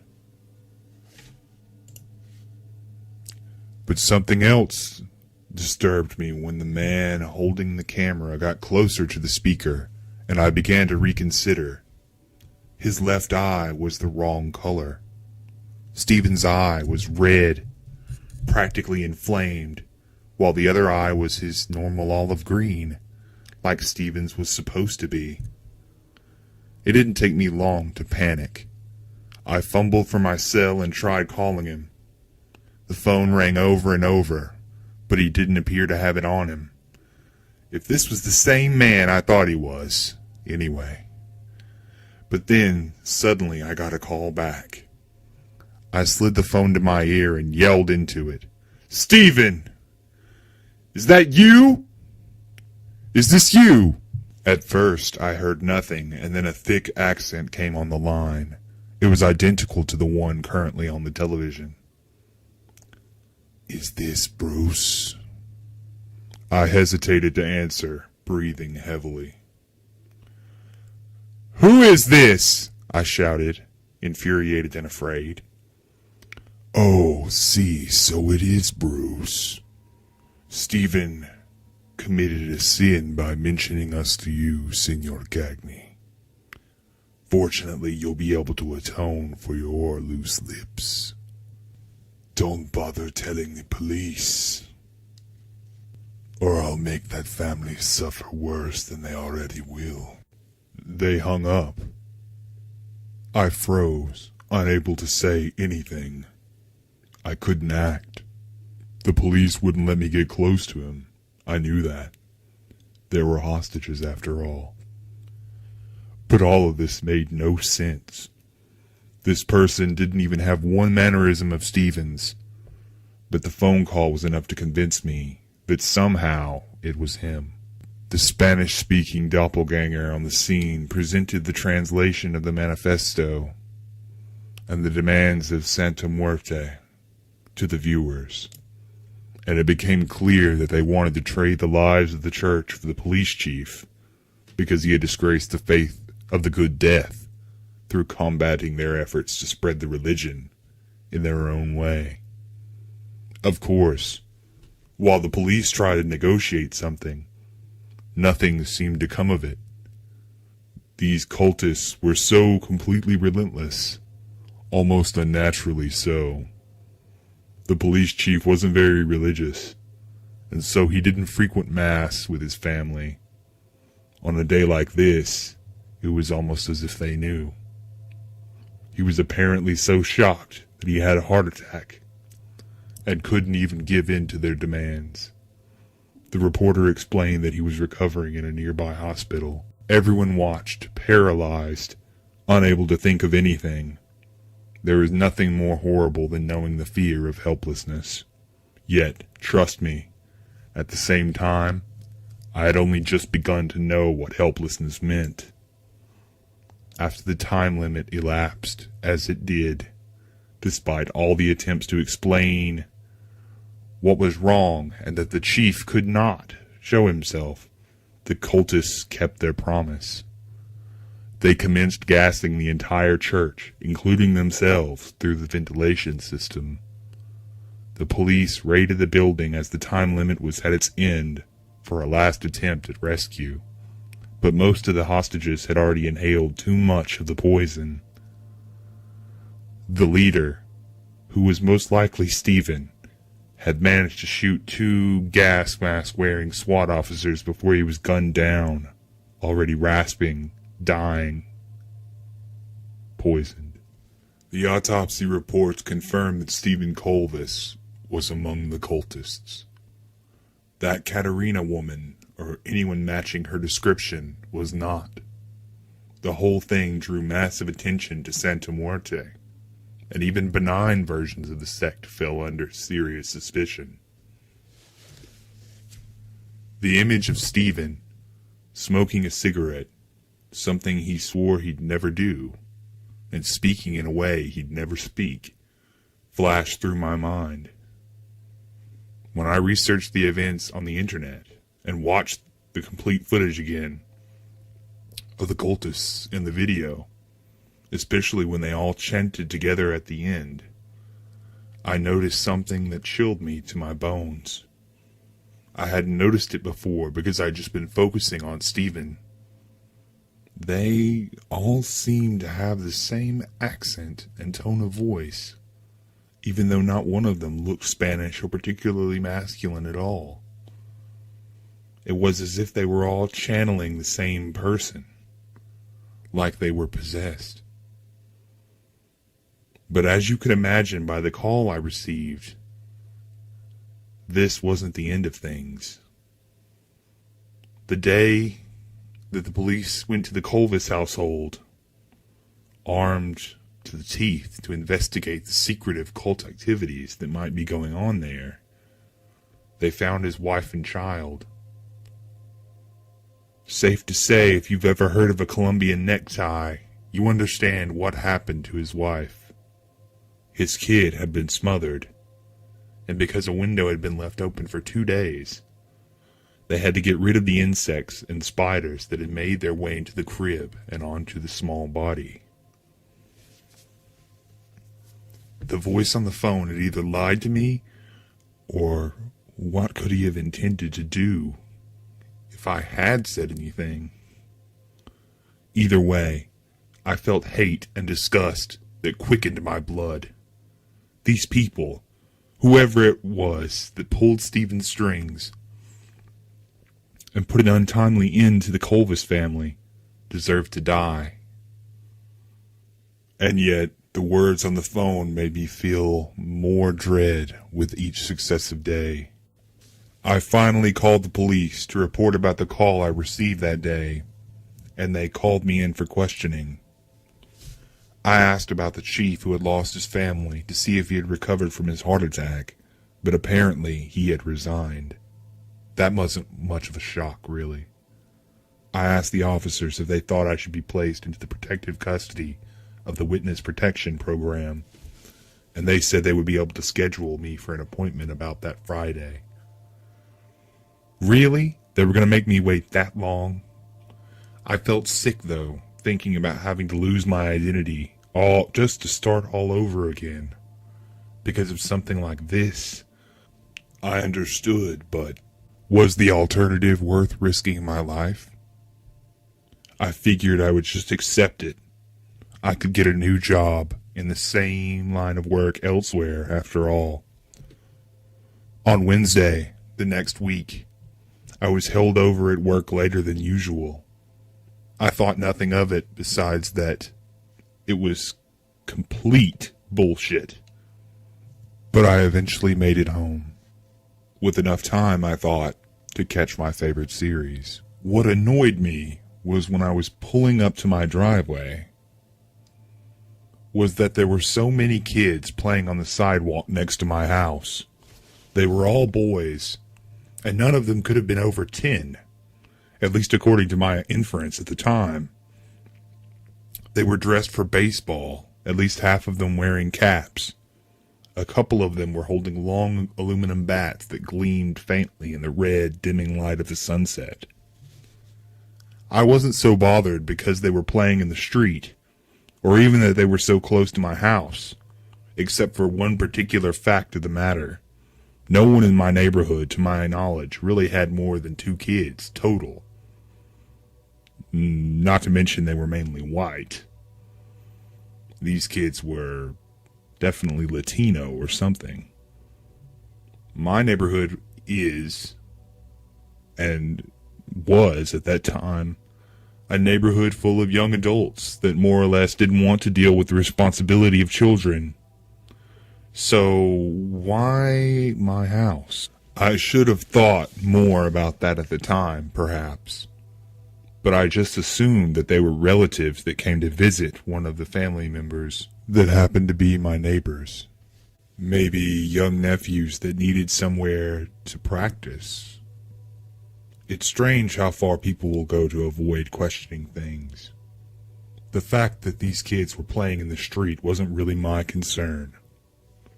I got out of my car, smiled at some of the boys and gave a friendly wave and greeting, and retired to my quiet apartment. I didn't hear or see any indication that they had acknowledged me as I entered the front door. Maybe I just wasn't loud enough. That night, I watched a bit of television over a few drinks, fed some insects to my fly traps in their vivarium, went out to water my garden, and finished off the night with a cigarette. I realize now that there was no obvious reason to check my pack of cigarettes, or my alcohol for that matter, before I took either. Before the night was over, however, I would regret my lack of paranoia. The cigarette, even through my buzzed haze, seemed to taste funny. I didn't really think too much about it until I had gotten to my second or third. But by the third, as I was prone to chain smoking while drunk, I looked at the filter, trying to figure out if something had gotten on the end of the cigarette or something like that. And then I realized that it wasn't even the correct brand. It wasn't Pall Mall, like my cigarettes were supposed to read. Rather, in small red letters, it said, Queens. What the fuck? I was entirely confused and pissed off. I hadn't been stupid enough not to see my pack of Pall Malls was the appropriate color and packaging. But the wrong brand of cigarettes was just thrown casually in there? I was going to call the gas station tomorrow, and probably Pall Mall, just to bitch at them for wasting my money. This was all becoming an incredibly hazier thought process, which I thought was strange because 3 beers isn't normally enough to knock me out. I tossed the offending cigarette out, and then inspected the pack, squinting, trying to see if any of the cigarettes left were the proper brand. I flicked through about 3 more individual cigarettes before I felt myself losing consciousness. Just as I finally began to pass out, I heard the crack of aluminum striking glass. I was suddenly standing in a house I couldn't recognize. It was too dark to see much of anything, and I fumbled blindly for what seemed to be an hour until I found a light switch on the wall. I realized where I was now, but I knew I had to be wrong. This place was nearly identical to my late great-grandmother's house, down to the carpet and the wallpaper. Who would do this? Her house had been bulldozed years ago. I walked from what was the kitchen into the living room. Sitting on the couch was none other than the wrinkled figure of my great-grandmother, shelling peas as she always would. I knew for some reason that she could neither see nor hear me, along with the realization that I was either dead or dreaming. I could see nothing but an endless white void outside of any of the doors and windows that I checked. I cracked the door open and saw only a bottomless drop into hazy nothingness. I closed the door and walked back into the living room. At a loss of what to do, I watched grandmother shell peas for a while. Her old hands snapped open the holes and emptied the remainder into a metal bin at her feet, and then she would silently reach another hand over to shell another. I couldn't see her eyes clearly, because she was wearing her rather large brimmed hat made of straw. She seemed to be mumbling words, but I couldn't understand them. I didn't want to get too close to her, because I felt there would be something incredibly wrong that would happen. If she had noticed me, I would have screamed. She had always been a nice woman, don't get me wrong, but this felt so surreal, so unnatural. I was thrown away from looking at my dead grandmother and her uneventful work by the sound of growls. It wasn't just coming from one place, but seemingly all around me, like some pack of wild dogs about to rip apart their prey. My stomach sank and my throat went dry as I looked around for a weapon. I scrambled, crouching to the nearby kitchen, trying to make as little noise as possible. Silently thanking whatever powers that might be, I found a wooden knife block filled with sharp knives. I grabbed the largest one I could find and crouched. I could hear something moving towards me, snarling. I turned my head as slowly as I could to see what it was. I immediately wanted to throw up. Its eyes were sunken holes, with some kind of pulsating gray fungus writhing out of the hollow openings, as if it were tasting the air for me. The lower jaw was attached only halfway, tongue slapping grotesquely against the side of its face as the brown-skinned, gaunt creature moved on all fours in my direction. The growl sounded more like a gargling as it got closer. It sniffed the air and lunged at me, with tendrils of gray fungal hair unfurling behind it. I wrestled with the beast for what felt like forever, feeling it trying to dig its claws and curved teeth into me. The moving fungus pressed against my eyes, trying to rip them loose from their sockets. I stabbed and stabbed, aiming for what I could see were vulnerable points through the haze of my consciousness. Eventually, it stopped moving. I felt my chest and face slick with blood of whatever the fuck this thing was. I could feel the sting of claw marks and bites on my chest, arms, and neck. I was suddenly wondering if Stephen's belief in evil forces was more justified than I thought. I managed to rip the knife from the creature's malformed ribcage before I noticed the glint of something I was too stunned to notice before. To be fair, the handgun had been partially wrapped in newspaper, but all was forgiven on a night like this. I pulled the hammer back and looked around. That's when I saw 2 more creatures, different from the last. These had long, silver limbs with blade-like ends. Their spines were crooked, leading down to their slug-like means of motion. Each of their faces was entirely devoid of features, save for rows and rows of dirty teeth that gnashed independently of each other. They had long slits down their chests that heaved like gills. They had no eyes. I did throw up this time, causing my nose and throat to sting. I was now crying with fear, but I had too much adrenaline in my system to let that stop me at this point. My blood was pumping furiously, like I had just snorted 2 grams of coke. As they shrieked and slithered towards me, my hand shook. I aimed the gun as best as I could. 2 loud shots rang out with the wet sound of ripe watermelons being crushed. I saw teeth and an eye scatter with what I thought was brain matter. Good fucking riddance. But wait, I thought. An eye? Those deformed things didn't have any eyes. I was starting to feel my heart rate increase even further as the confusion got even worse. Was that the last of them? I swore under my breath as I considered there could be more. How could I get out of a place like this?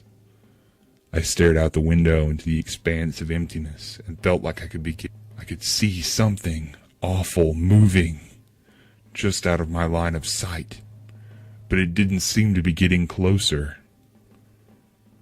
It moved towards me and yet moved away. I'd never had a dream this vivid before in my life. "So," said a low voice from the living room. "You're not my grandmother," I said back to the figure. "My grandmother is dead, and none of this is real." "Your grandmother? Now that's a laugh. Is that who you think I am? Some old crone?" The voice was definitely not my grandmother's. As she stood up and removed the hat, I began to see the wrinkled face was not really so wrinkled after all. "This body's name is Katerina, though really, after you mentioning her name to your boss, she's a lot less useful to me now. But you are, as you've just proven." I aimed the weapon at the blonde woman, feeling the rage course through me as I thought about Stephen and his family. I raised the handgun for yet another shot. I aimed for that red eye of hers, thinking it would be a fitting target. "Now, amigo, if you really want to shoot her, go ahead. But who is going to cover up your mess? Not just Katerina, but, well, what about the rest of them?" It was as if he was still talking to me through a phone and not a human being. "The rest?" I stammered, feeling confusion come back to me as I thought about the eye gazing blankly from the floor. "Yes, I can tell you're not thinking straight. Take a look at those bodies." I couldn't bring myself to do it, keeping the gun trained on Katerina, or whoever this really was. They laughed in a deep, manly voice. "You've sinned, but haven't we all? Go on. I'll just stand here while you look. I promise not to move. Besides, you need my help and I need yours. I don't intend to escape." I finally looked back at the bodies of the monsters, and that's when I raised the shaking gun to the side of my own head. 2 bodies in white baseball uniforms. 1 boy in a brown shirt. Their blood had slowly pooled around them, marking the floor with their presence. The house had gradually become less and less true to my memory of my great-grandmother's house by this point. I prepared to pull the trigger. "Don't kill yourself, amigo." Katerina yanked the weapon out of my hand from behind and slammed the barrel against my back. "You've committed sins, but you can atone for them. Shoot me, you bitch." I had no intention to live anymore. The destroyed heads of the two bodies was too much to look at, but the vicious stab wounds on the youngest was the hardest to take. He had suffered a more painful death than the other two.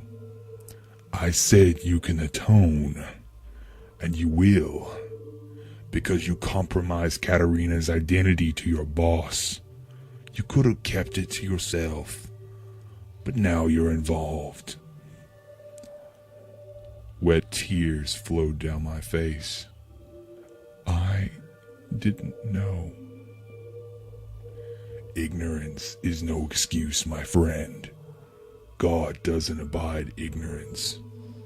That's why the unsaved must always suffer in the pit of fire. It is merely the consequence of ignorance. Santa Muerte, however, can provide forgiveness if you do her will.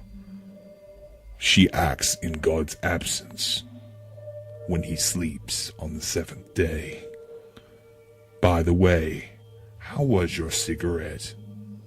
But that's not as good as what's coming, my friend. Turn around. I did as I was asked, feeling a deeper vileness of the helplessness and guilt that ran through me like a poison.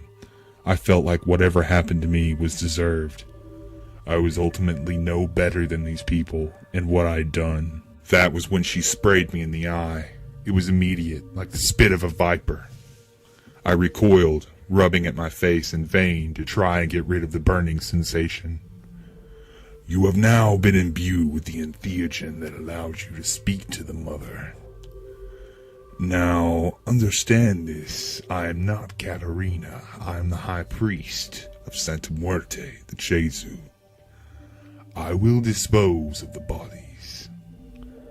As the foreign voice spoke through Katarina like a loudspeaker in the shape of a puppet, I could faintly see the outline of a figure pacing behind her, almost entirely transparent until I noticed it.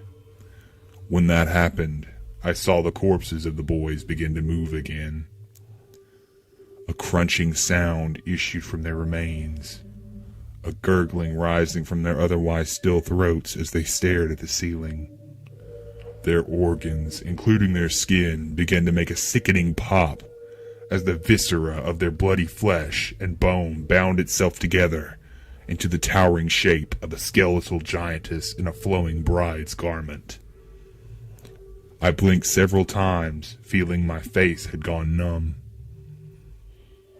So, you see the mother. Very good. Tomorrow, he said, you will wake up at your house again, and you will speak of this to no one. If I find out you have, I will find your relatives, and the policia will find out what you've done. You will cancel your appointment with them, and you will await further instruction to become my hands, which act on behalf of Santa Muerte and their saints. If you try and kill yourself again, you know the answer to that. Now, listen closely. From that point, the woman kept on talking, but I can't remember any of it. In fact, when I try to think of her words, I feel the beginnings of a migraine, agonizing pain. Whoever may be reading this must be guessing that I decided to write this down not just for my ease of mind, but because I want someone to find it. You're right. I can't speak aloud to the authorities, but if someone finds this in my house, maybe somehow they'll be able to stop all of this. If someone finds this, they'll know what they have to do. I can't do anything.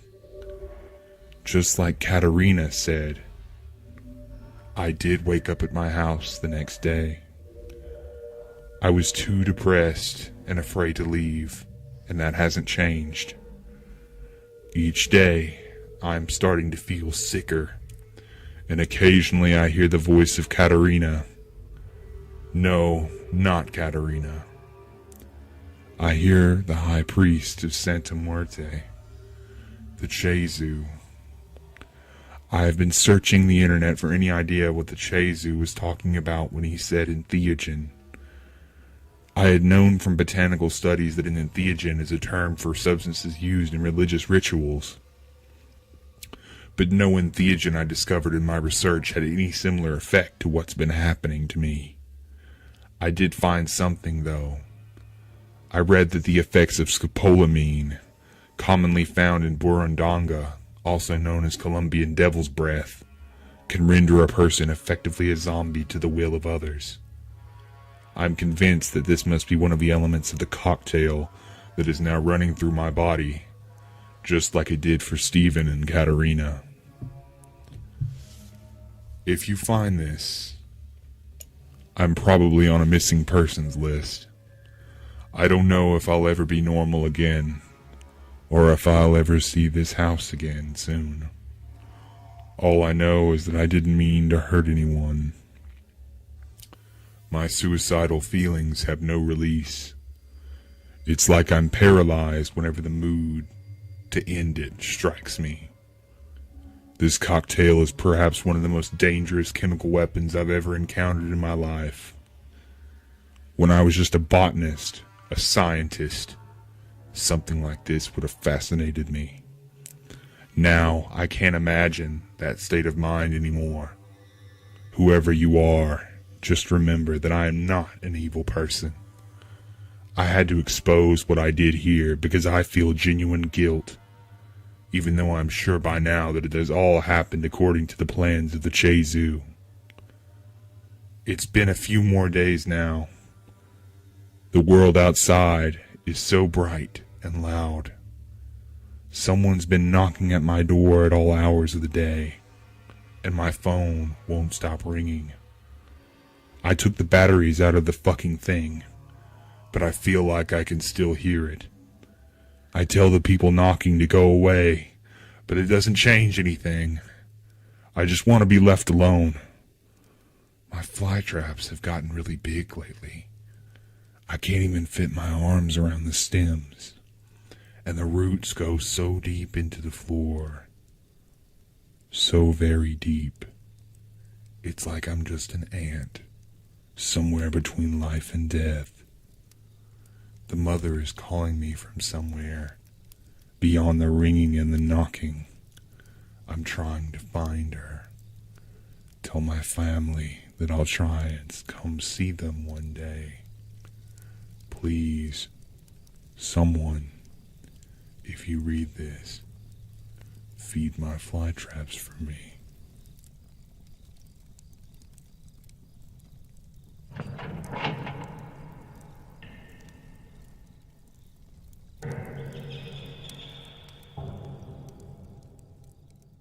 I don't plan to stay here long.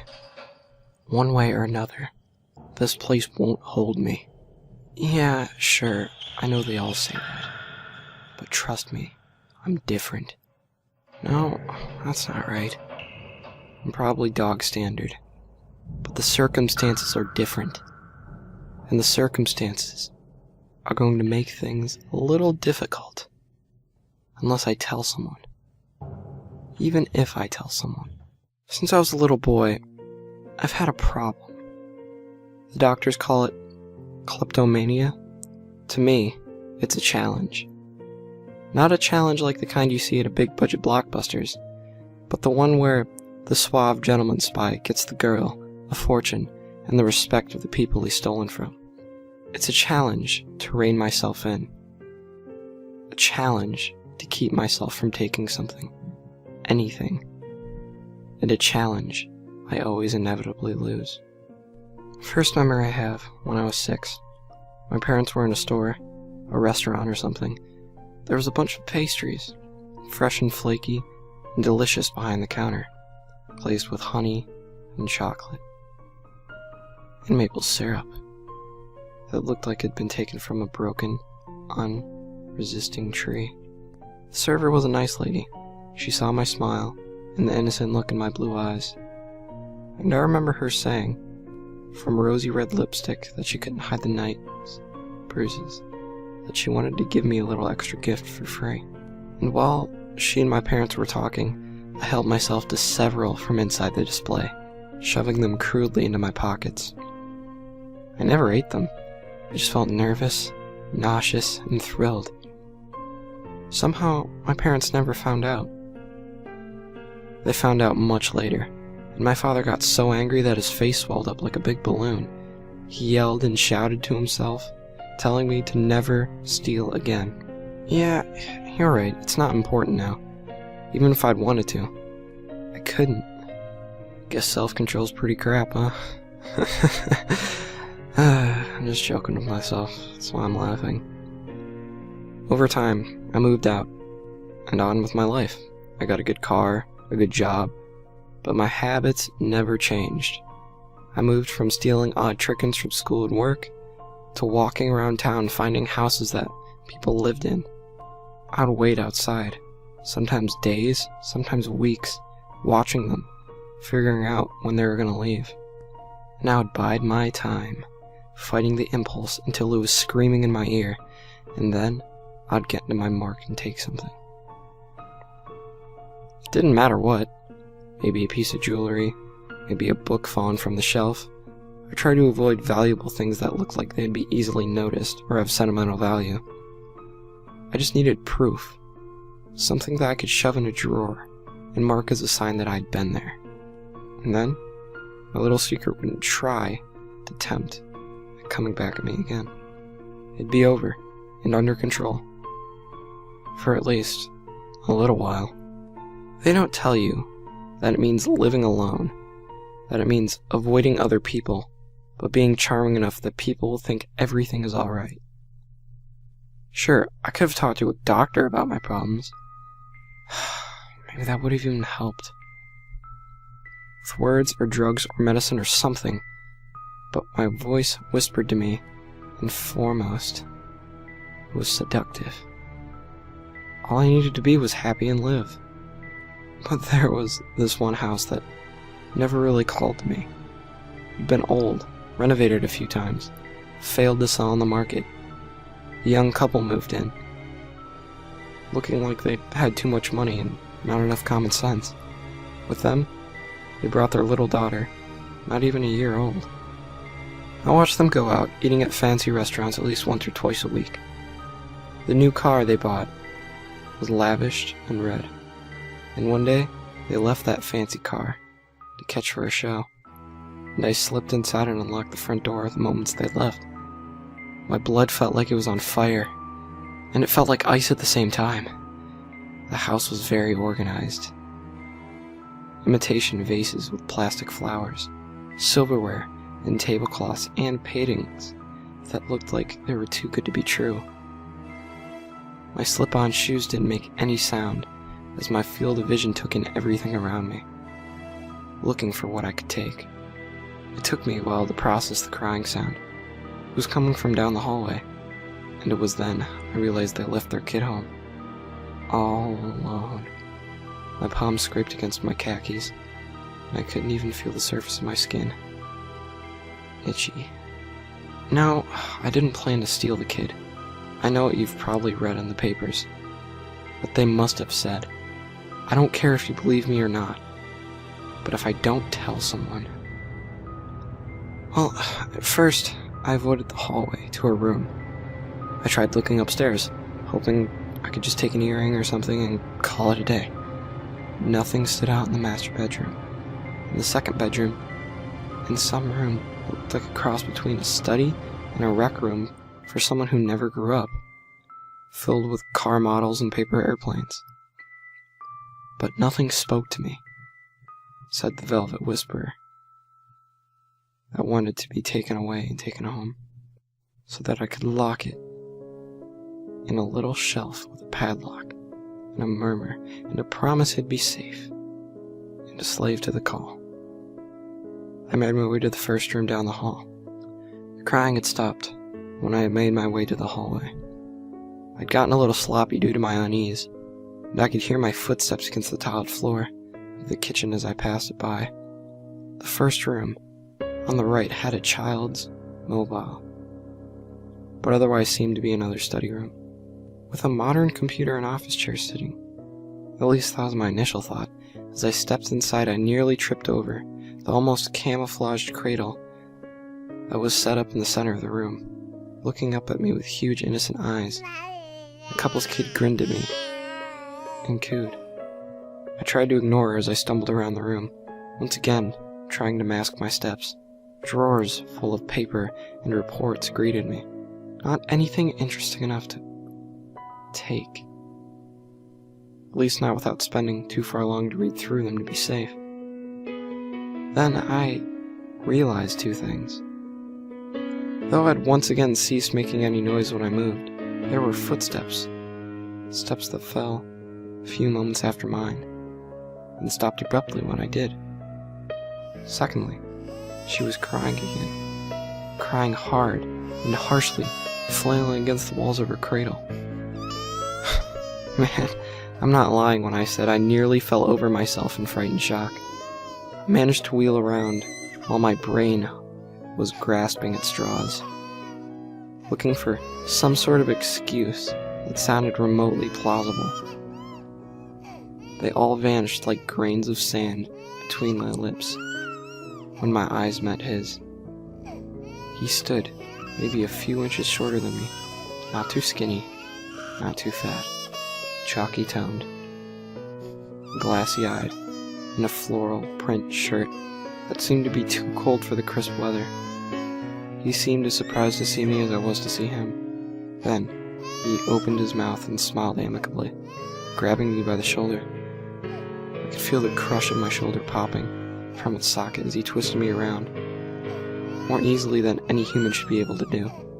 His fingers felt like unrisen dough with sculptors of clay. And then I fell to the ground, whimpering like an idiot for trying to fight back the pain. Strolling over the cradle, he reached forward and tenderly plucked the girl from where she has crawled to. Her tears had dried, but as much as an infant would, she was glowering him with recently dried eyes. And in that instant, in a brief instant, I saw his fingers flicker like swollen white plaster, and I knew that I had to do something. Managing to pull myself from the door, I ran and dashed into him, knocking the stranger to the ground and catching the little girl as he collided into one of the many bureaus with an audible crunch. I could see a wound in the side of his head, but no blood flowed. And indeed, he didn't show much sign of noticing. Only a mild surprise that slowly turned into a look of hatred and rage.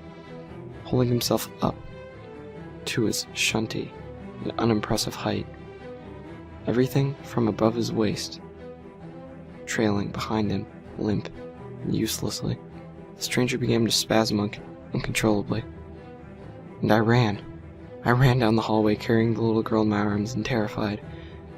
I might lose her since one seemed to be responding to my desperate request, and ran flying to ignore the voices screaming that I hadn't taken anything yet. And ran terrified that if the man or man-shaped thing caught up with me, I would die. And then the tile bubbled beneath my feet, and I tripped and fell.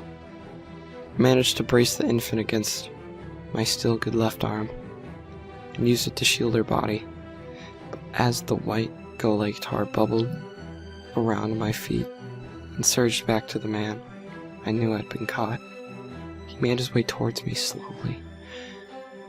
Certainly, he didn't even try to move normally anymore. Feet wide apart, like he was riding a horse through the air. And the pallid substance grew, shaped itself back into limbs in the places his arms should be. He fell completely to his back and began to run over the floor like some sort of humanoid dog, panting with his tongue half out and his eyes glistening in excitement. As he ran, his skin kind of glistened and slid off around him, white and bubbly and incandescent. And I knew we were both going to die. Or I would have, had I not heard the voice, triumphant and loud, whisper to me, only a few inches away. The little girl cooed, and my hand shot out, and I felt the cold steel of a lighter. It flickered on as my fingers braced around it.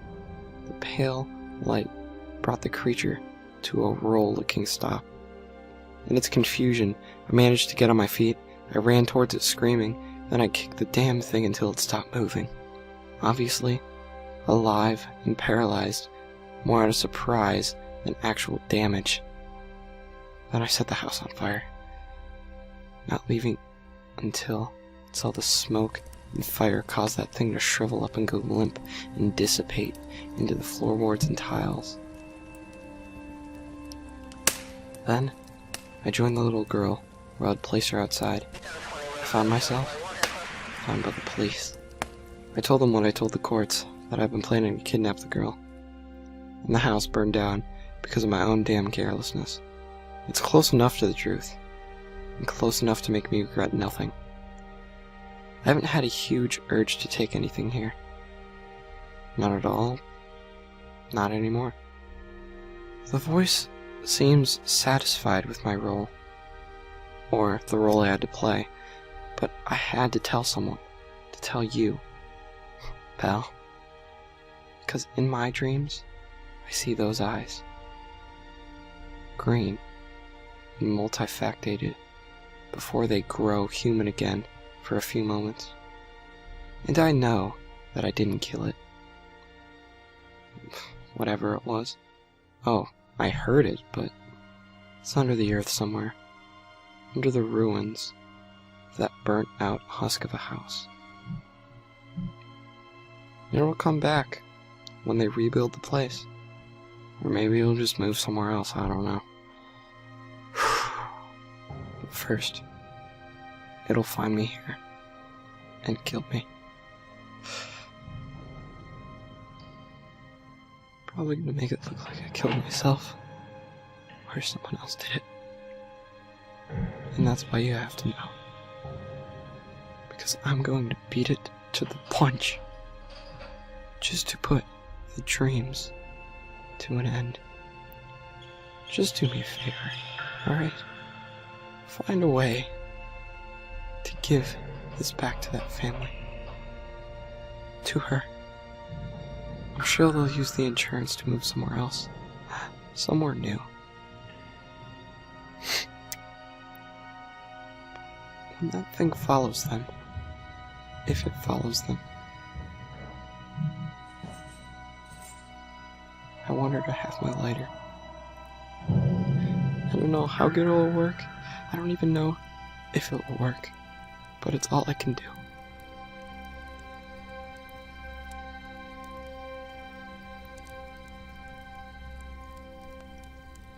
Well,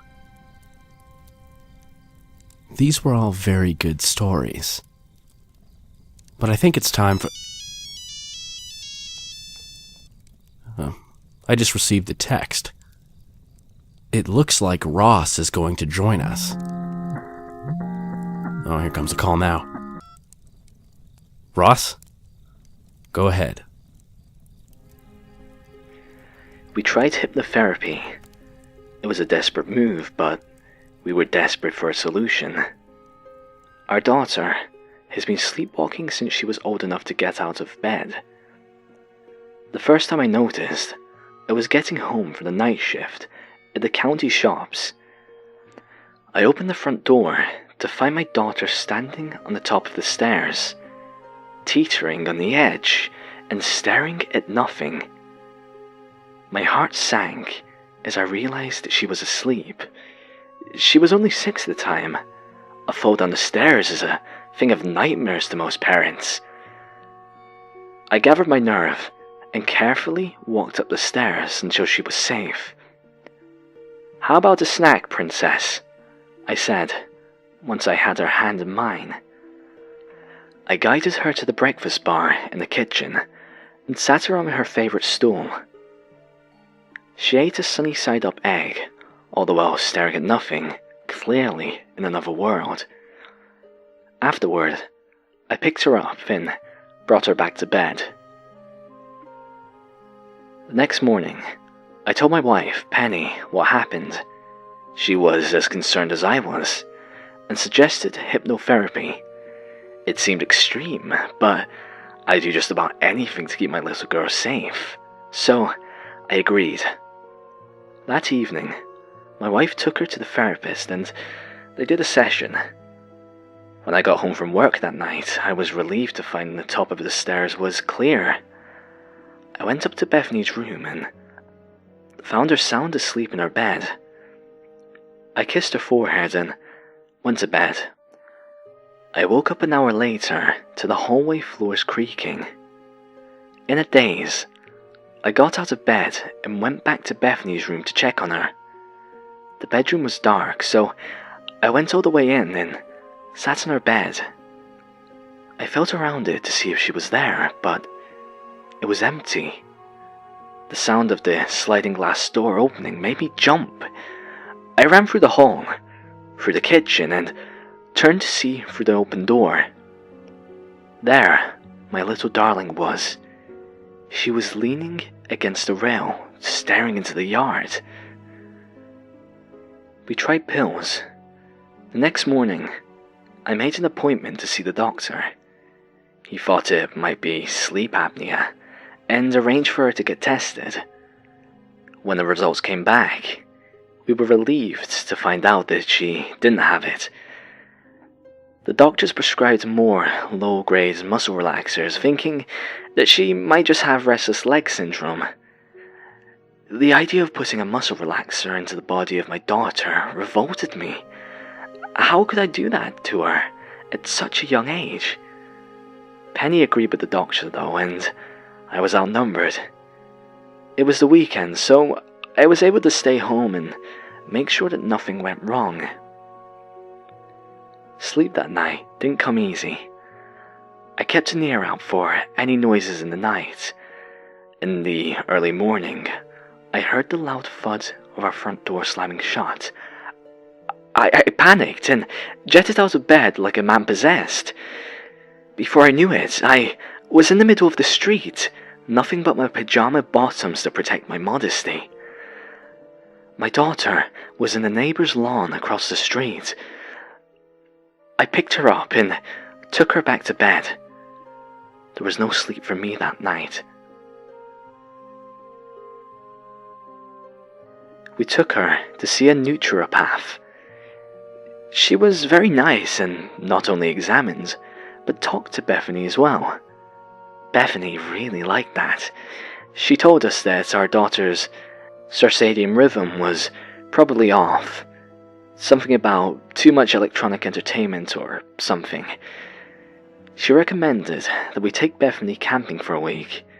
She seemed to think that being out in nature for a while would retrain her brain.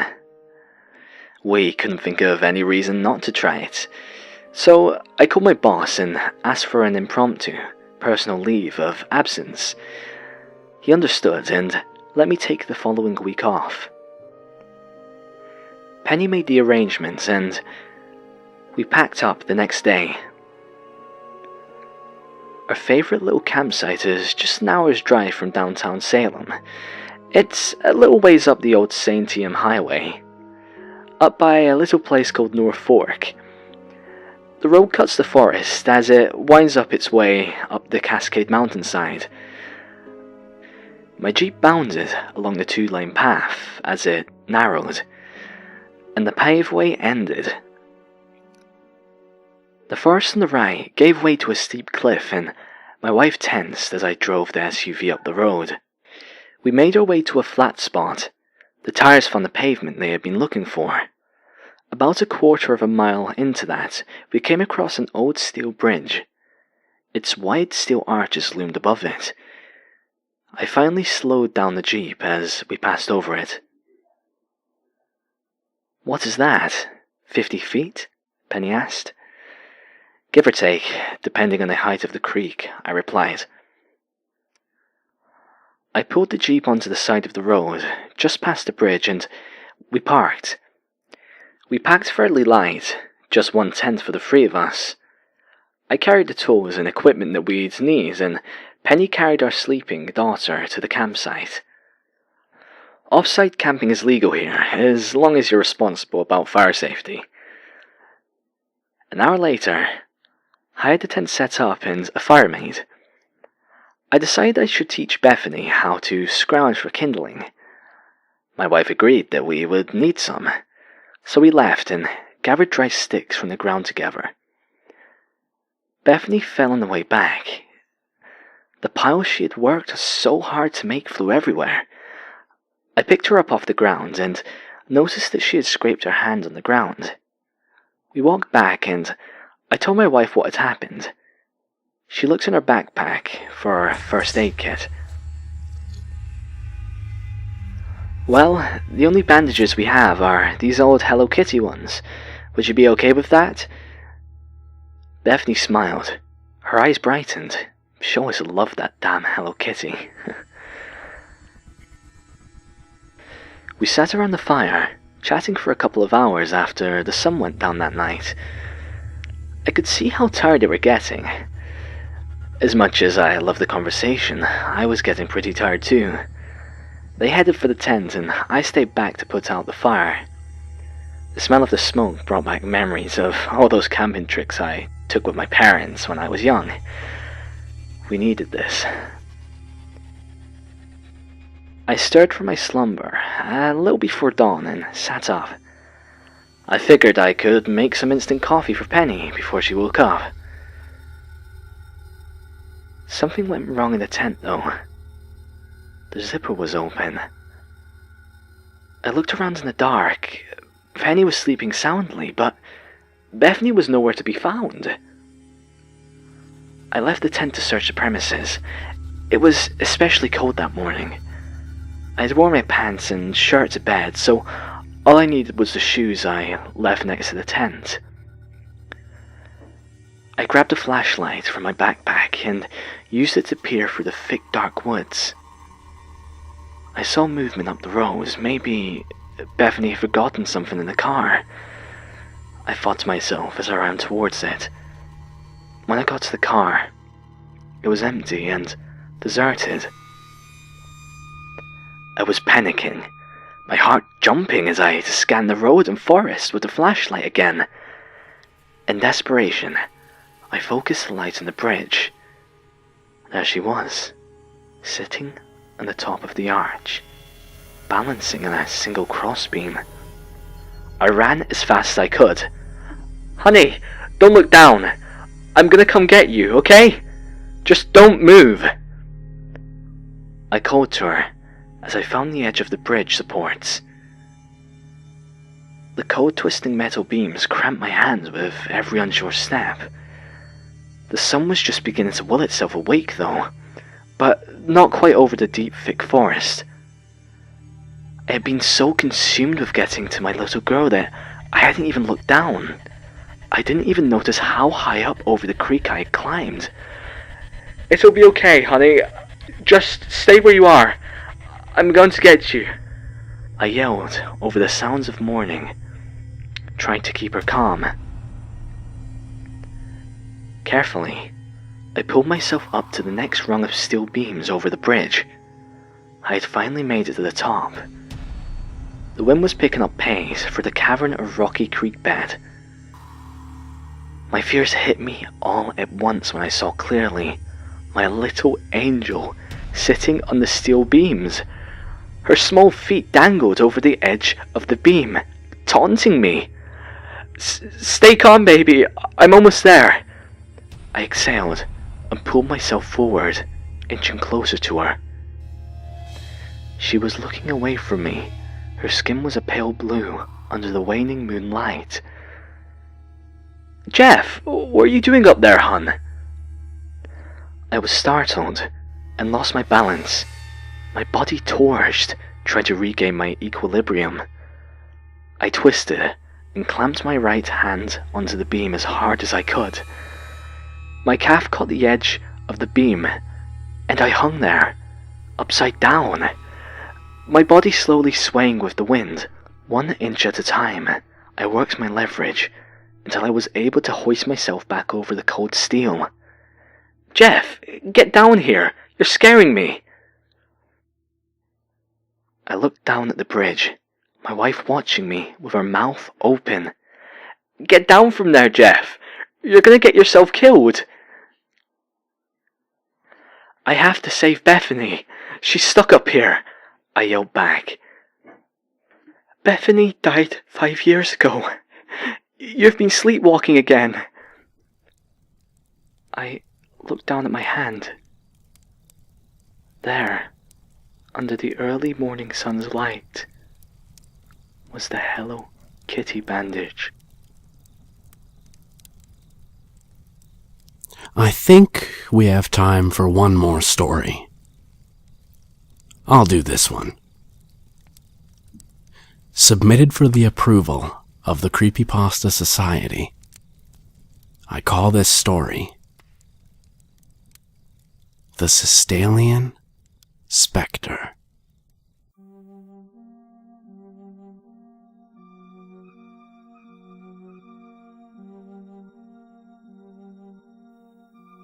Back in May of 2010, my best friend Andy and I wanted to make a video game that we thought was going to change virtual reality gaming and the horror genre forever. We were both out of the university, me with a degree in computer programming and him with digital art design. Both of us were avid gamers. I think we played a bit of just about everything. Racing, JRPGs, MMOs, sports, you name it. We wanted to make a game unlike anything you could get coming from overseas. You could call it an ambitious goal for a couple aspiring indie gamers, but both of us were ambitious guys. Andy was a big fan of horror and was actually the first to come up with the idea. We had heard of the four-dimensional theaters that were being introduced in places like Korea and London, where you weren't just watching a movie, but feeling it and smelling it. If the movie was set in a pine forest, there were triggers that would release the scent of pine to the audience. Likewise, if the characters were standing on the windy deck of a ship, fans would start blowing to mimic the conditions of the movie in the theater. All of it was to create a more realistic and interactive experience for the viewer. And we thought it would be awesome to try and implement that with a 4D game. Obviously, we didn't have the manpower to make an entire game by ourselves.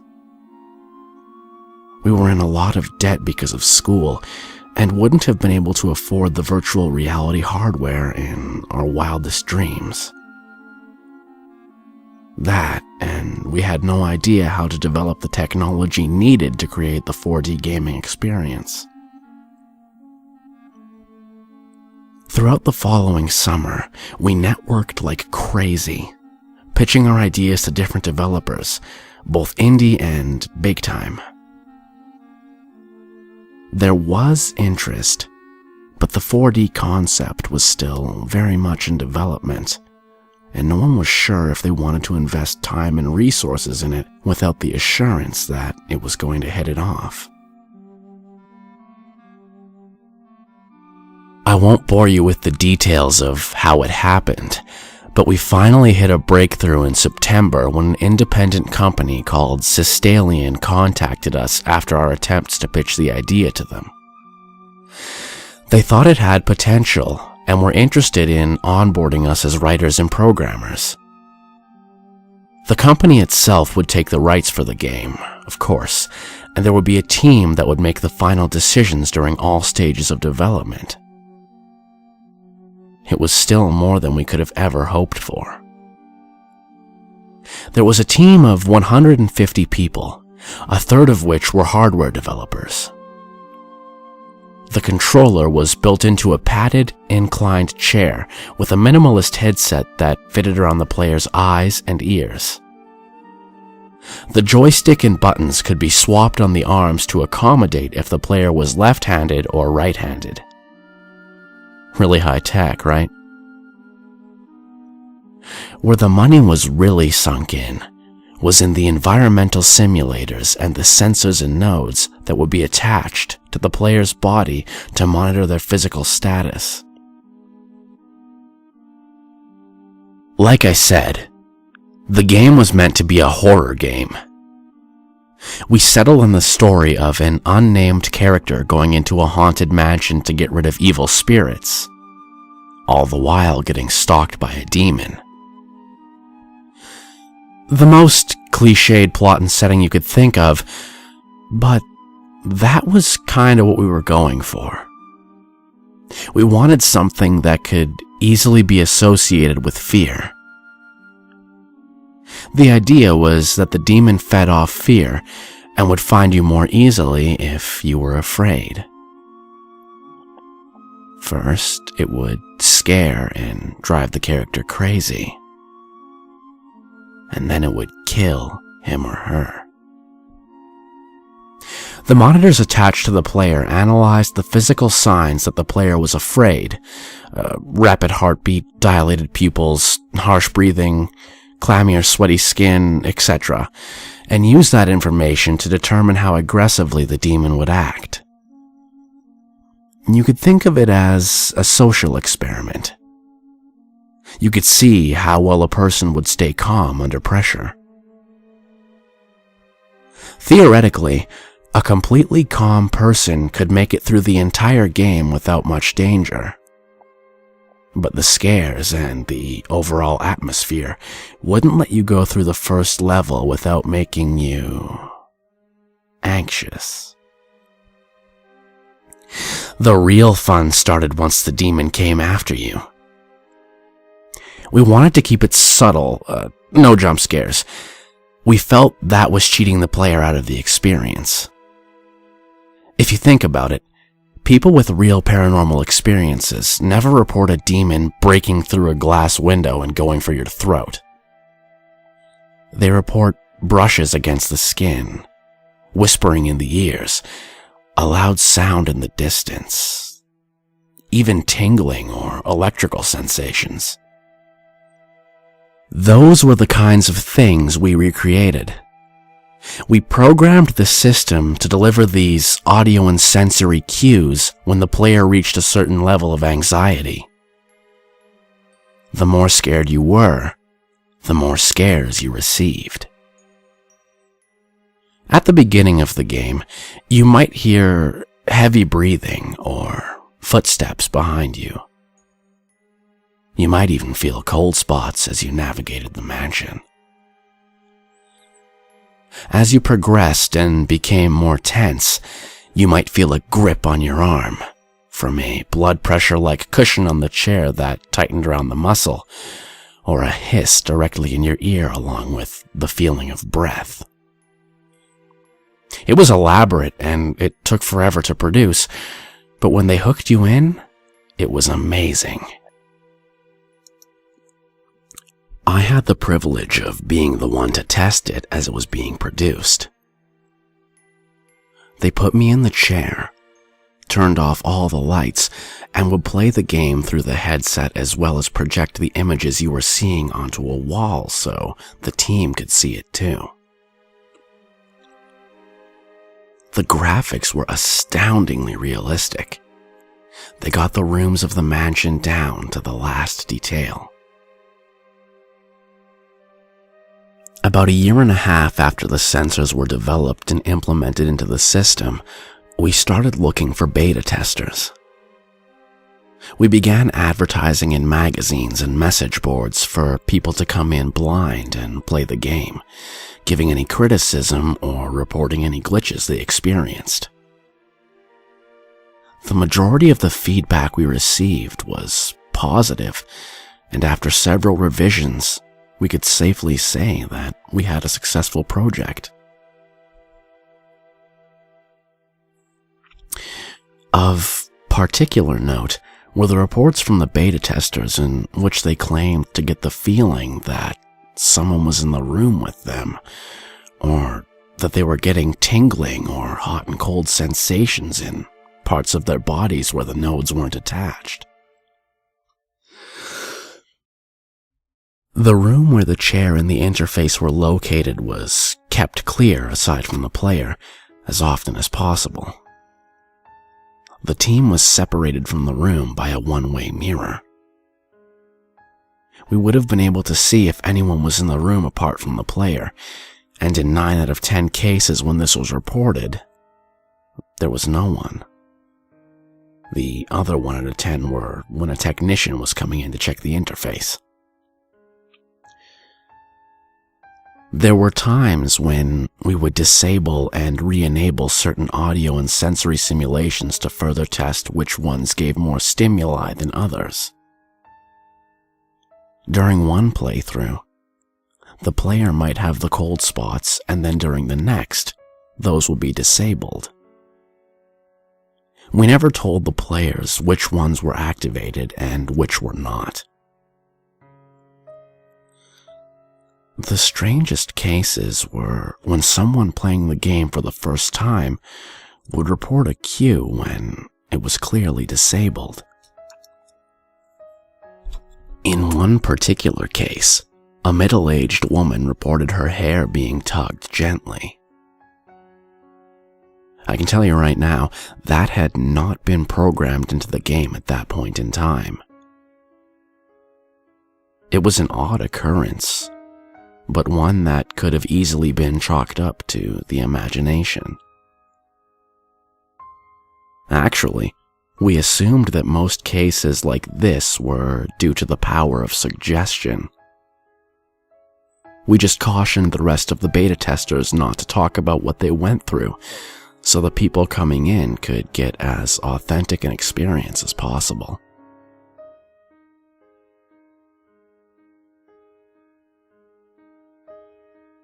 As tends to happen in these situations, people started spreading rumors. Some of my favorite rumors were the ones that made the Systelien staff out to be cultists who were secretly sacrificing the beta testers to the demon portrayed in the game. I have no idea how that one held up as long as it did, since there were absolutely 0 reports of injuries on or off site, and every single one of the testers came out of the building alive. The internet and gossip does strange things to people, I guess. However, it was rumors like that which were beginning to give Systelien a bad reputation. We decided it was time to bring in the media to defeat some of these rumors.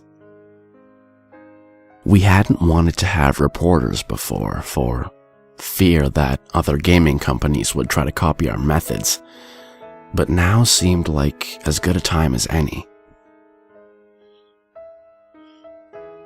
We got several offers and wound up taking one from a popular gaming magazine. The reporting team came in and interviewed us about the games and the 4D techniques used.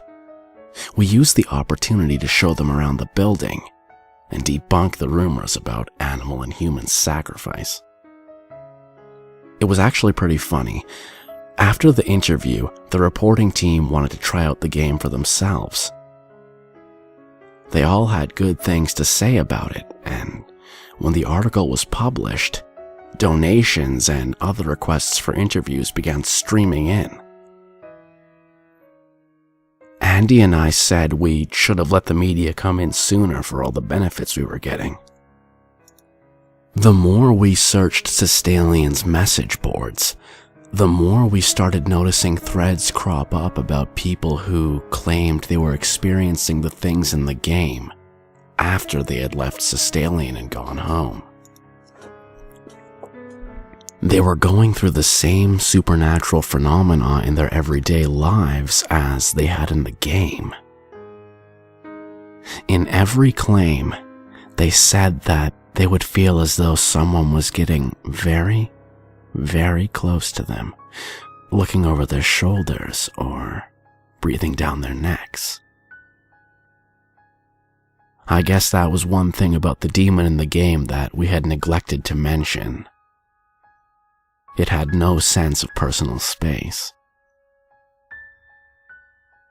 The reports eventually involved both minor and violent poltergeist activity, and people would be going through this for days afterward.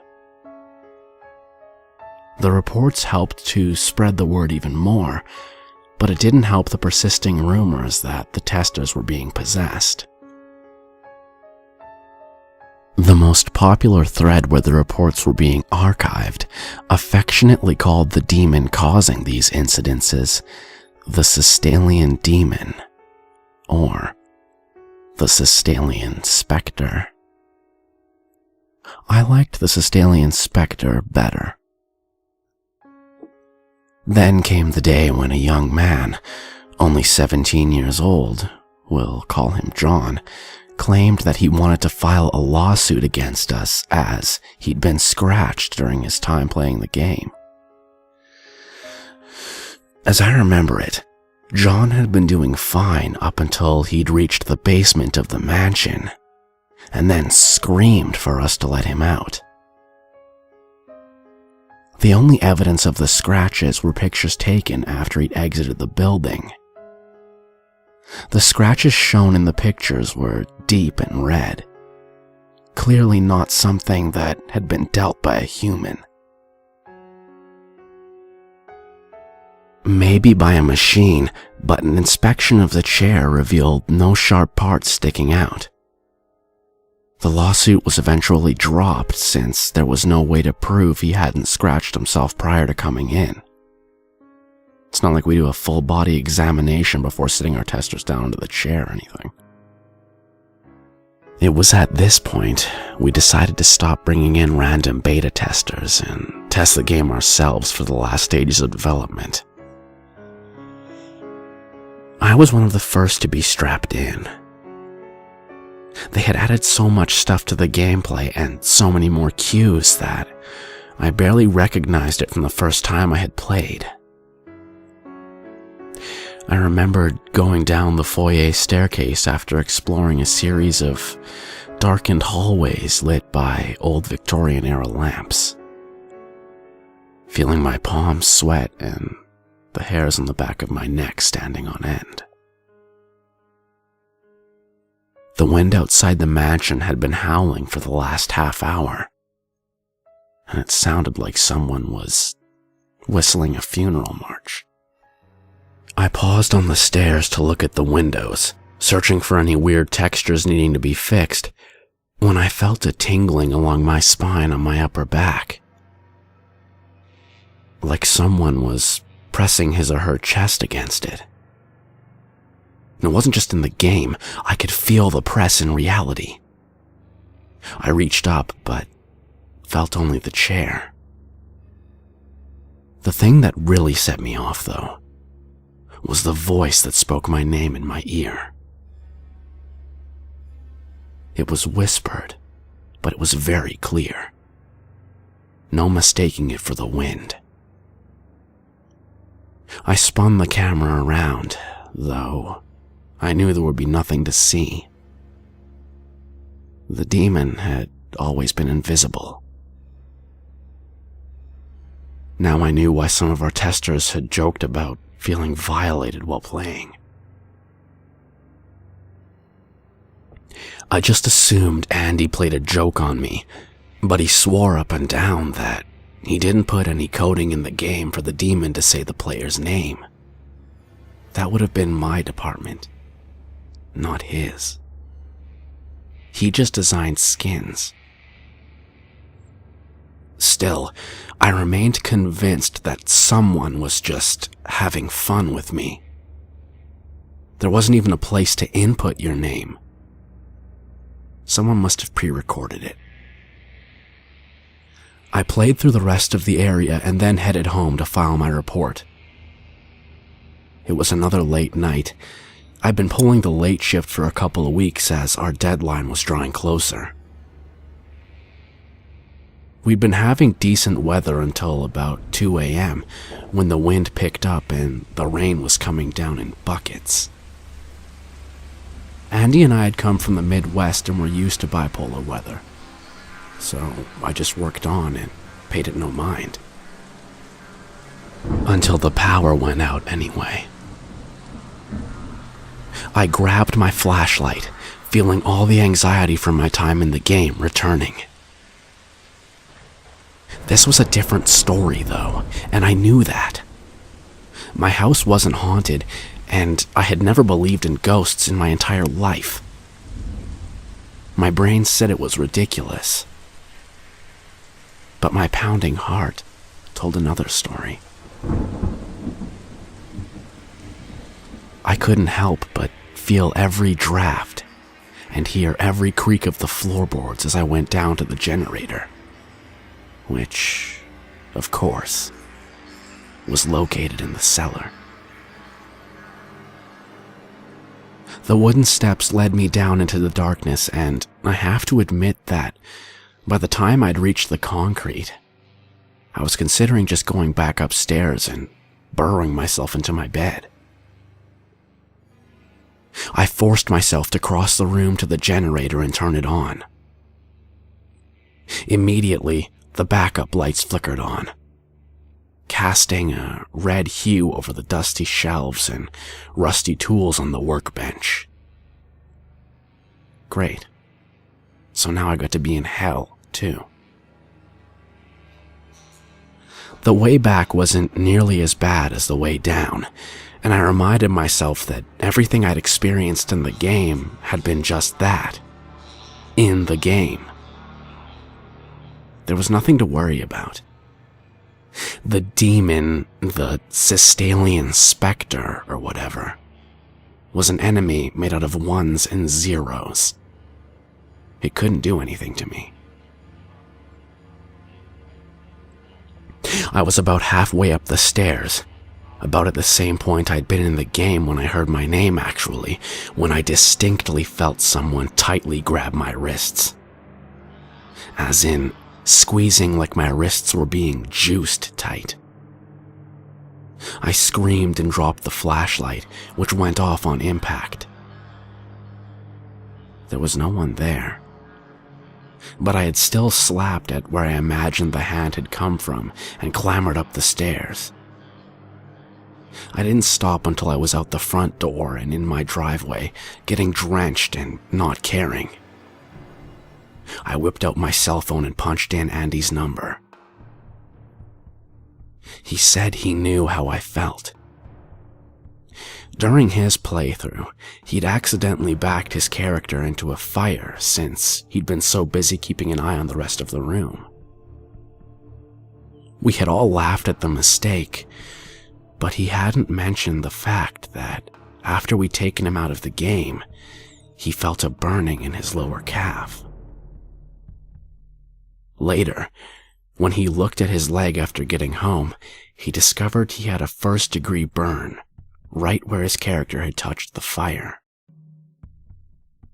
I drove to his house and looked at his leg myself. He'd already spread ointment on the area and bandaged it up, but when he pulled it back, I was staring at a red and swollen burn wound. Out of morbid curiosity, I called the other members of our team who had tested the game that day. It was the same story all around. In the game, Jill had stood in front of a window that had shattered and then cut her hands while picking up the pieces of a ceramic vase that had suddenly fallen to the floor. Matthew's character had been crushed by a falling bookshelf, and then, when he'd been getting into his car, his door closed when he wasn't ready, and 3 fingers had been broken. I looked at my wrists again, where dark, purplish bruises were forming. These couldn't be coincidences anymore. I didn't know what was going on, but it wasn't just a game anymore. The next day was a holiday, so everyone at Systelien was off. I invited anyone willing to go back to the game room to try to play through the game one more time. Andy and I had gone through the possibilities. The point of the entire game had been for the character to go into the mansion and exorcise the demon. They could do it by collecting special candles and then lighting them in a circle in the attic of the mansion. After some other steps were done, the demons would be forced out of the house, and everything would go back to normal. It had been a crazy night, and at any other time, I thought we would have been crazy for discussing these things. We thought that maybe, by completing the game and by extension the ritual, we could stop whatever the hell was going on. After all, no one, to this day, had ever finished the game from beginning to end. The game was as complete as it was ever going to be. Andy volunteered to play, for which I was grateful. Maybe it was cowardly, but I didn't want to be the one to go in. The room was frigidly cold as we attached the nodes. We threw a blanket over Andy to make sure he didn't freeze. The rest of us, 5 in total, not including Matthew who'd gone to the hospital to treat his hand, gathered behind the one-way glass to watch. It was eerie, watching his progress through the game. I knew all of those corridors so well, having labored over their game files for months. Yet, now, everything looked new. Now that I was sure that I knew what the game was capable of. I watched Andy's heart rate rise and fall on my monitor. His skin temperature analyzers went haywire as he rounded every corner. As was supposed to happen, he felt the demon close in whenever his fear spiked. But this time around, its interactions were low-key, almost subdued. I fought against the suspicion that it was just biding its time. The demon was made of ones and zeros. Numbers can't hurt anyone. I thought this even as I rubbed my bruised wrists. It took 4 hours for Andy to make it all the way through. He didn't even take a bathroom break. He just wanted to get this done as much as we did. He crept through the halls, doing his best to keep calm despite the advances of the demon. He collected the 6 candles needed for the ritual and made his way up to the attic. Then things started happening that were definitely not in the programming. The paintings and potted plants in the game began shaking and flying off the walls, clearly aimed for his character. In the safety of the monitoring room, 2 filing cabinets overturned before sliding across the floor and knocking down 2 staff members. Wires attached to the wall disconnected and sprayed sparks around the room. Grabbing a fire extinguisher, I prepared to extinguish any flames that cropped up. Andy had placed the candles on the floor of the attic and was using an old lighter to light them. He was able to get the 4th candle lit before he suddenly buckled in his chair, screaming for us to stop the game. When we rushed in, I saw his hands flailing, as though he were trying to tear off the nodes and sensors glued to his body. Maybe that was part of it, but when I got a closer look, I realized he was fighting with something invisible that was holding him down on the chair. His shirt and his face had been slashed, and blood dribbled from the wounds. I was afraid I was going to break his arm since I was pulling so hard to get him off the chair. Finally, we got him free and out of the room, slamming the door behind us. Andy's character had already died, and the game over screen mocked us as we scrambled to call an ambulance. I didn't sleep for the rest of the day and the following night as I waited in the hospital. Andy's wounds were worse than we thought. There was a massive amount of internal bleeding that we hadn't known about. The doctors tried to stem the blood loss with transfusions, but their efforts were for nothing. Andy passed away early in the morning. A week later, I saw a news special about the death and its connection to the game and Systelien. I couldn't blame whoever had blabbed. The police blamed Andy's death on the system malfunctioning, as though that could explain the scratches and internal trauma. Our supervisors didn't care. They ordered the project to be shut down, and I was grateful. I never wanted to see that game again. The only way I was ever going back to the Systelien building was if that room was demolished and the chair dismantled. Though, to be honest, I wouldn't have been surprised if anyone who tried to take it apart was attacked as well. I left the company when the announcement was made that the game would be discontinued. People on the forums expressed everything from disappointment to relief. The game was over. For weeks, I couldn't stop glancing over my shoulder. I moved away from the town and from the memories I had of Andy. My coworkers held a farewell party for me, despite the fact that they probably had the right to blame me for everything. They said I had helped make a game that would never be forgotten by anyone who played it. That was all well and good, but I was desperate to forget, and spent the rest of my life trying to do so. I was always keeping 2 eyes on the shadows, and jumping at every little creak. There was this little fear that I would hear my name whispered in my ear again, which would mean that whatever I had created had followed me. And I never wanted to think about that possibility. The only thing I could do was try to sleep and ignore the times when I felt an invisible, clammy hand stroke my face.